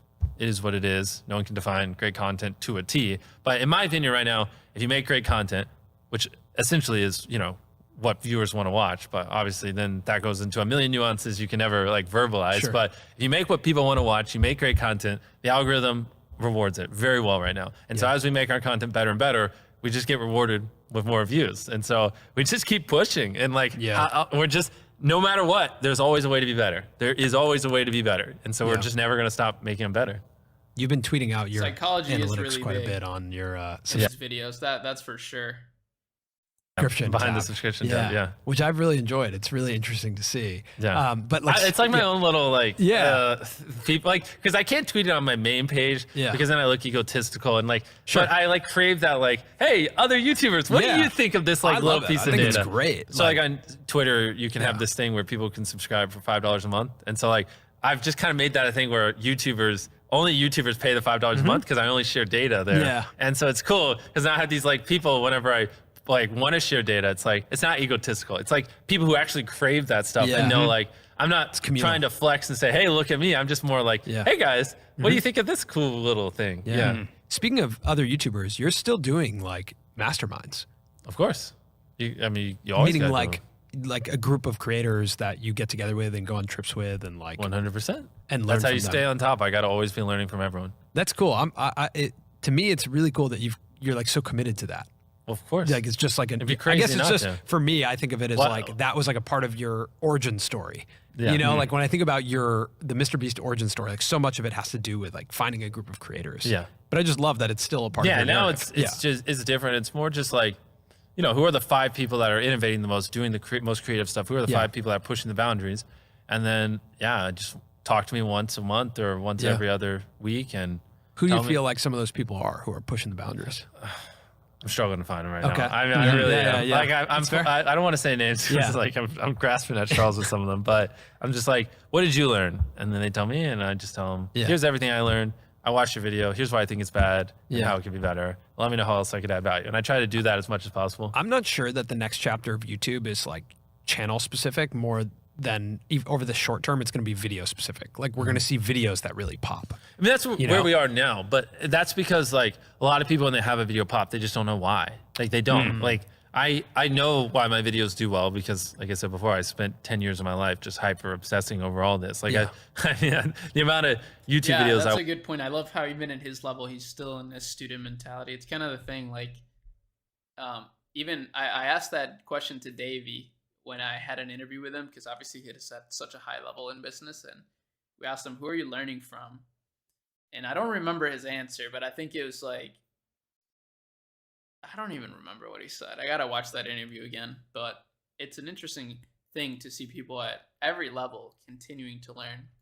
You gotta always be a student. Yeah, that's a winning mentality. I watch in my life is just ridiculous. Yeah. I mean, and the amount of videos I've broken down frame by frame is in the thousands over my life. And the amount of hours I've spent studying stuff is like something that's interesting is like, how they say it takes 10,000 hours to master something, right? Yeah. Obviously, everyone says that. And everyone's like proud when they're like, I put 10,000 hours into this thing. Like, I'm going to put 10,000 days into this. Like literally, I'm going to 10,000 days is like 30 years and I'm almost 15 years in. Like I'm literally on a quest to not put in 10,000 hours, but actual 10,000 days into my craft. So it's like that level. I'm like literally halfway there, which I've never heard someone say that before. And it kind of hit me in the head earlier when I was like, fuck. Like, because I was like 10,000 hours just isn't that much, in terms of like what I devote to this. Like and so like throughout all that just sheer stupid amount of time I've dumped into this, I've just learned what does well. But for other people, they don't. And they upload 20 videos, one does well, and they don't know why the other 19 didn't do well. And it's just, And we spent years not paying attention to videos that did well. Yeah. Right. Yeah. I think we tried to learn from mistakes, but we should have been learning from success. Because you look at like our videos that do well on our channel, go back 3 years. The next video we make bombs. Yeah. Because it has nothing to do. I know every time you guys came down. Yeah, 2 hour live. This is we're actually 2.5 hours deep right now, which is pretty wild. But like I like to watch this content on my own, so this is actually a better use of my time to watch it live. So. And you would tell us. I would tell you why. But it is true. Sometimes that is harder. Like, to learn It's harder from, to pay attention to You would success. think that if something does well, you'd repeat it. Yeah. The thing is, it's all knowledge. It really is. And like every time I say this, people debate it to the end of time on Twitter, but I don't care. Like I could start a new channel tomorrow with not using my face or my voice, like without ever promoting it. And in 6 months have 20 million subscribers. I just could. There's sometimes where I have theories that you are doing that and it's going to happen and you're not going to tell I live anyone. through people vicariously all the time and help people just get a couple million subscribers here and there. It's purely knowledge. Like if you knew what I knew, you could get 10 million views a video and you could get 10 million subscribers no matter where you are right now within 6 months. It really is just knowledge. And I can already tell you. That's how I'm trying to be, but for like e-com businesses. Because I think being a YouTuber at this level is too much pressure. And I've even myself, like I've tried to make like really high production value videos and it's just too much pressure. It's too stressful. It's like too much relies on you. But when it comes to business, I think it's better because like you can, it's like what we were saying, a creator business is like this with the creator at the bottom. That's so much pressure. But a real business is like this, right? Like the CEO is here and then you build a foundation. So I feel the same way as him with business. It's like, if you knew what I knew, you could start an e-com business and get it to 100K a month in like a few months. And that's what we've done. And we're going to continue to do. And I'm guessing in like 5 years, I'll be able to say the same thing, but with like 10 million, you know, it's like, if you knew what I knew, you could start a business from 0 to 10 million a year in a year. But, you know, still, you know, I'm always building, I'm always working on my craft. And that's why even listening to information like this is super valuable because, you know, it's just like listening to the mindset of some of the highest performers in the world. It's super valuable, right? And that's always going to be the premise of my channel. I always want to help people become better by me becoming better through my content. So 90% of the people watching, they don't agree with that. They don't. And everyone has excuses and they're always like, nah, YouTube just doesn't work like that, Jimmy. You don't understand. But I mentor a lot of people. I see it even to this day. I still see it all the time. It is possible. It is simply knowledge. And the second you accept that it is knowledge and you start Ty Lopez was right all along. For me, 10,000 day journey of learning, for you, whatever it is, if you want to be less hardcore, and like actually figuring out, you know, what makes a good video, what does my audience want, how can I elevate? And then you take that knowledge and you just assume that I will never understand what the perfect video is. And every single day I just need to be devoted to learning as much as possible and improving as much as possible. And I got to improve every video as much as I can. Then there you go, you know. You feel like people still underestimate YouTube as a whole? Oh, 100%. Yeah. Has it got, I feel like it has gotten better, but I am surprised sometimes when I see like traditional media when people look at the it. views on my video, they still don't like, you know, they're like, oh, well, yeah, he, you know, might get 150 million views on a video, but like this show gets 2 million viewers or whatever, you know, or it's like, it's not the same. Like those 2 million viewers are like different. And it's, you know, it's Are like, you talking about the Succession finale? Because you tweeted about that. You trolled them pretty bad. Memeing on random tweets. It was funny.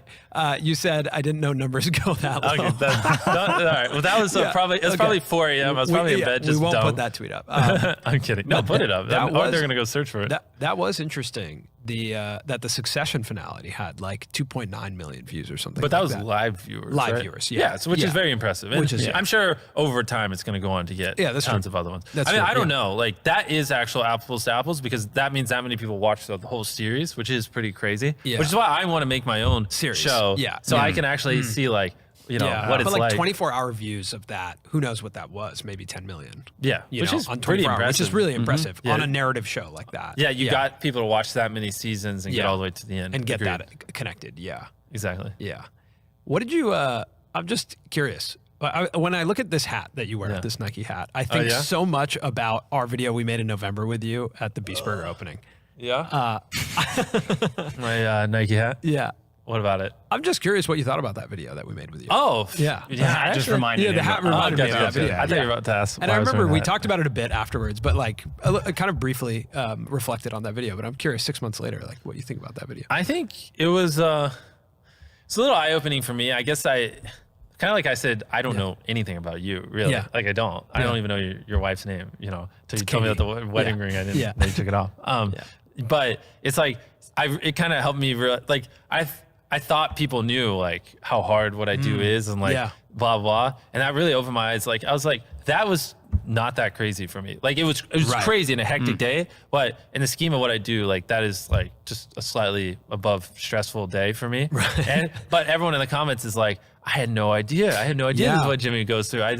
This is Jimmy's life. And I was like, what do you mean? Like this, like I've done harder things. Do you think making Squid Game in 30 days was easy? Like, you know, this was me for 30 days straight. And it's like, So it was pretty eye-opening to me that like I think a lot of people think what I do is easier than it is. Yeah. I don't. I know. I mean, that was people- the first time that we truly spent 24 hours with you, like Yeah. not here, Yeah. you know, and just saw like what something of that scale felt like with you. Exactly. And I think our goal with that piece was to make people feel like a sense of empathy too, of Yeah, like, it's whoa, hard. this is like.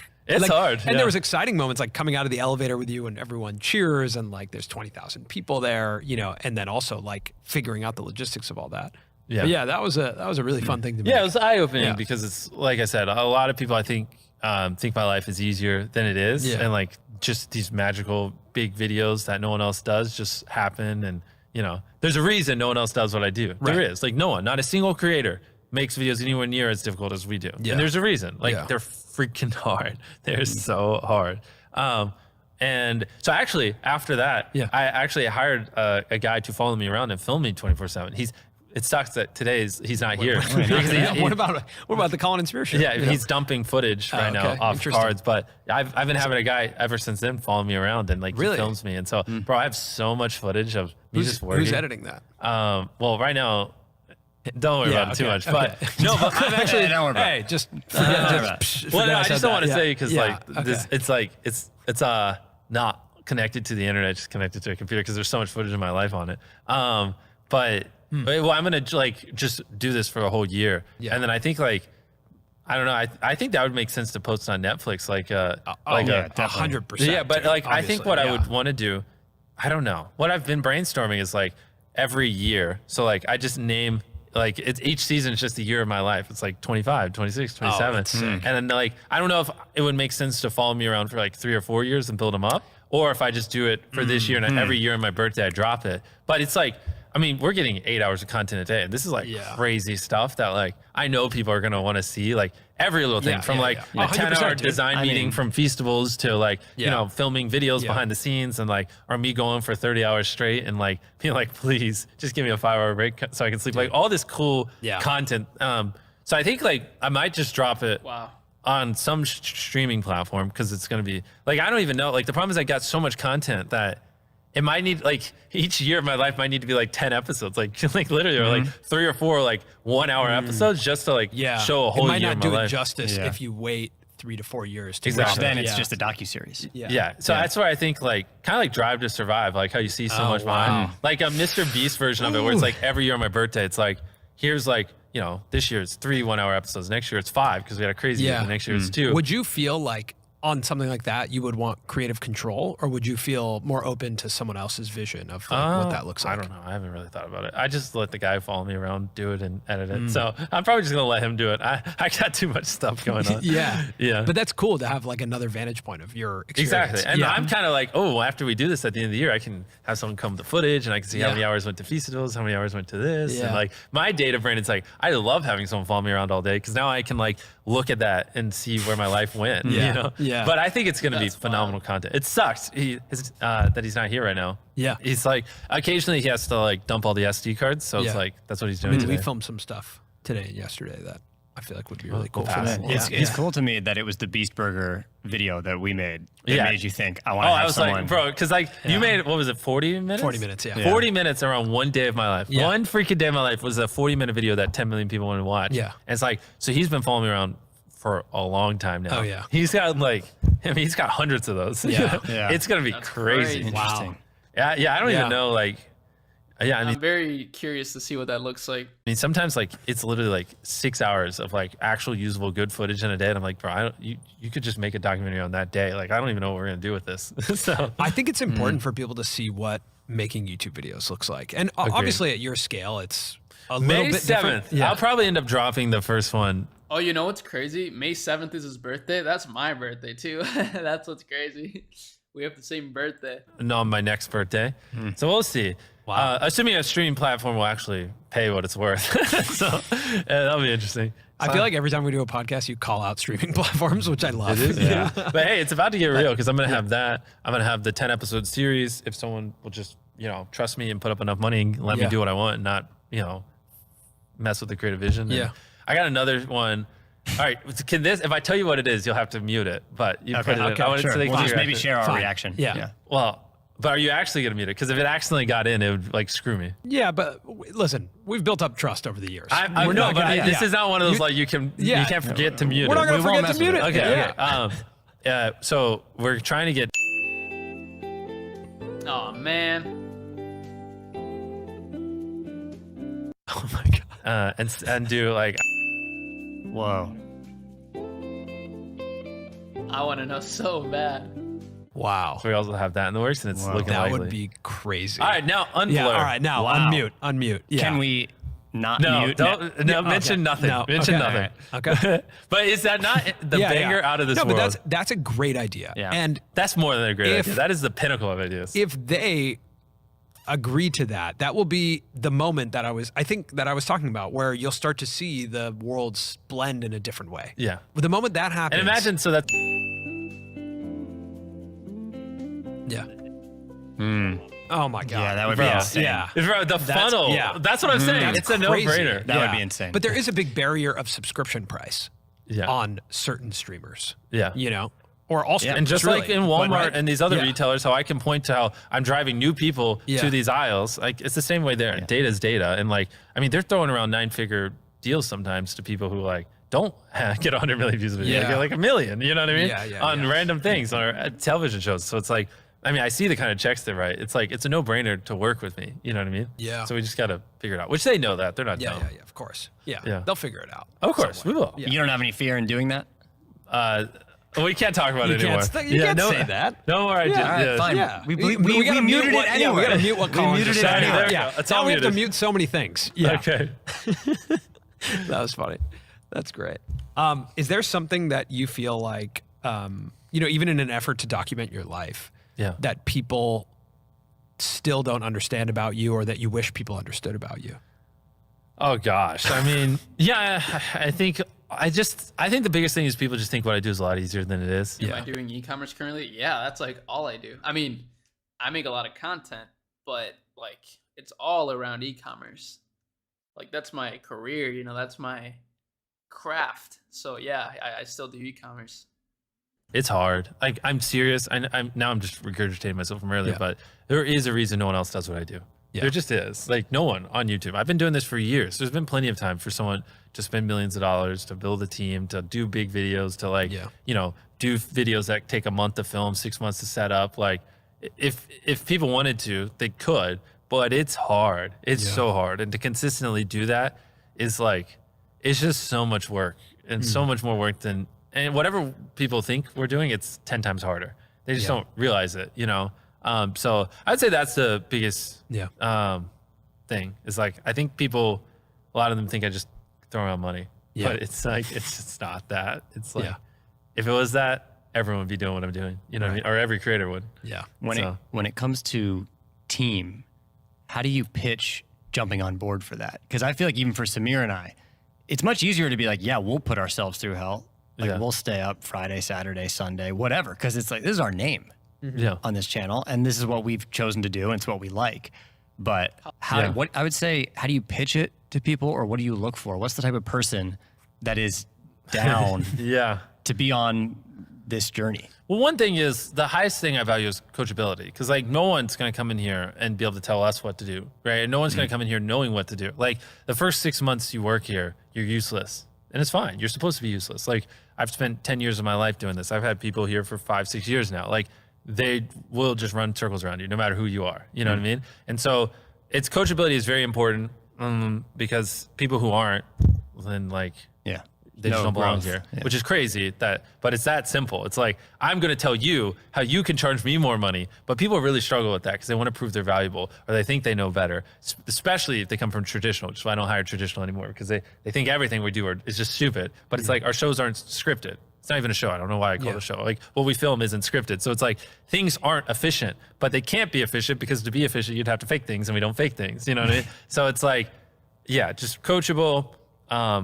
And then you just have to see the value. You have to believe YouTube's the future. You have to believe we're going to be on top 5-10 years from now. You have to really see the vision, which not all people do.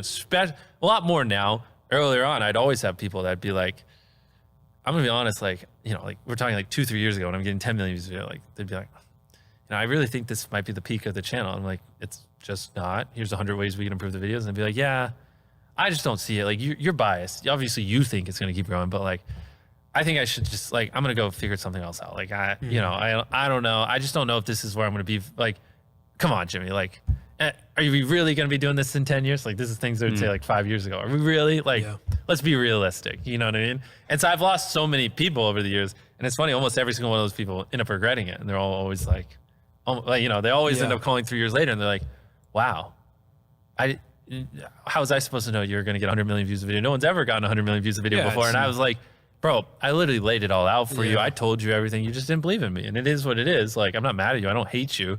But I told you this would happen and you just didn't trust me. And it is what it is. You know what I mean? And so I've had that happen so many times too. See the value, coachable.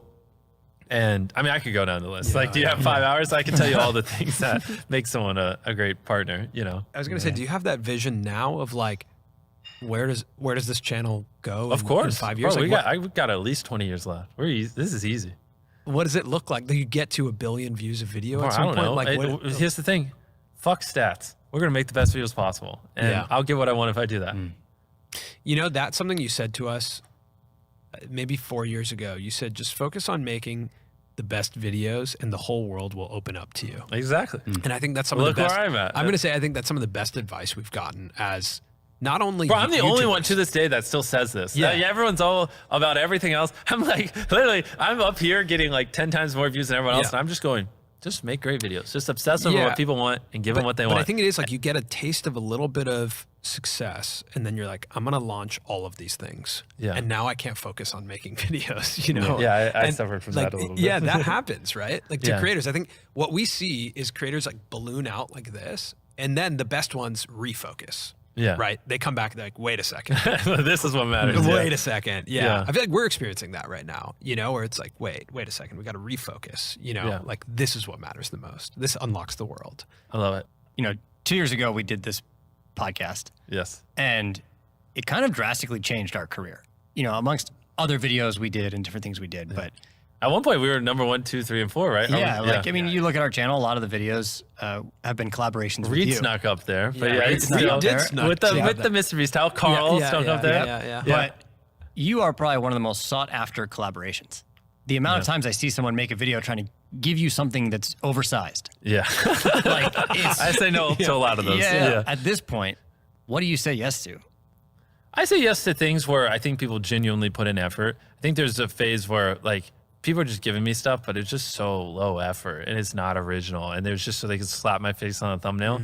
And so like, that's why I say no to basically everything now. Like I don't do those anymore because they're just like, it's like, I don't know, like I can only receive big things so many times.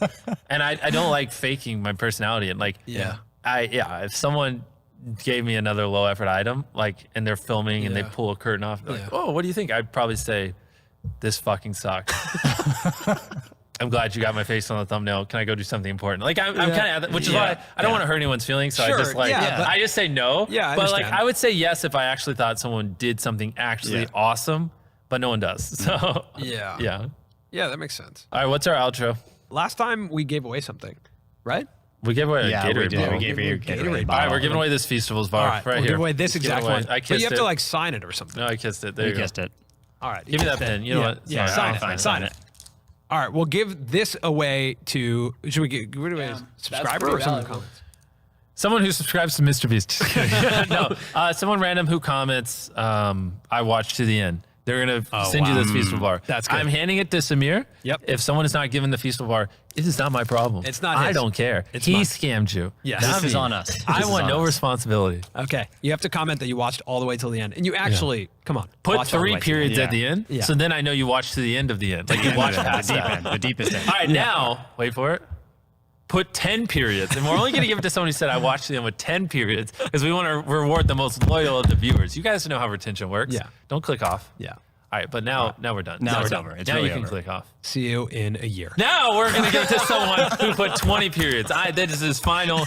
I watched to the end 20 periods. People who put 1, 3, or 10 are disqualified. Always watch to the end. All right, end it. Get this mic away. That's over. It's over. Wow. That was a great interview. What can I say? That was really good. I mean, I'm never disappointed with these interviews, so I am not surprised that this was really good. What I am surprised by is that this only has 500K views in a day, because usually these would do much better than that. But hey, I think for some people this wasn't as entertaining as maybe the last one they did, but it was more valuable stats wise, or like, I don't know, business wise. So I'm glad that we watched it, and I appreciate you guys for joining and watching it with me.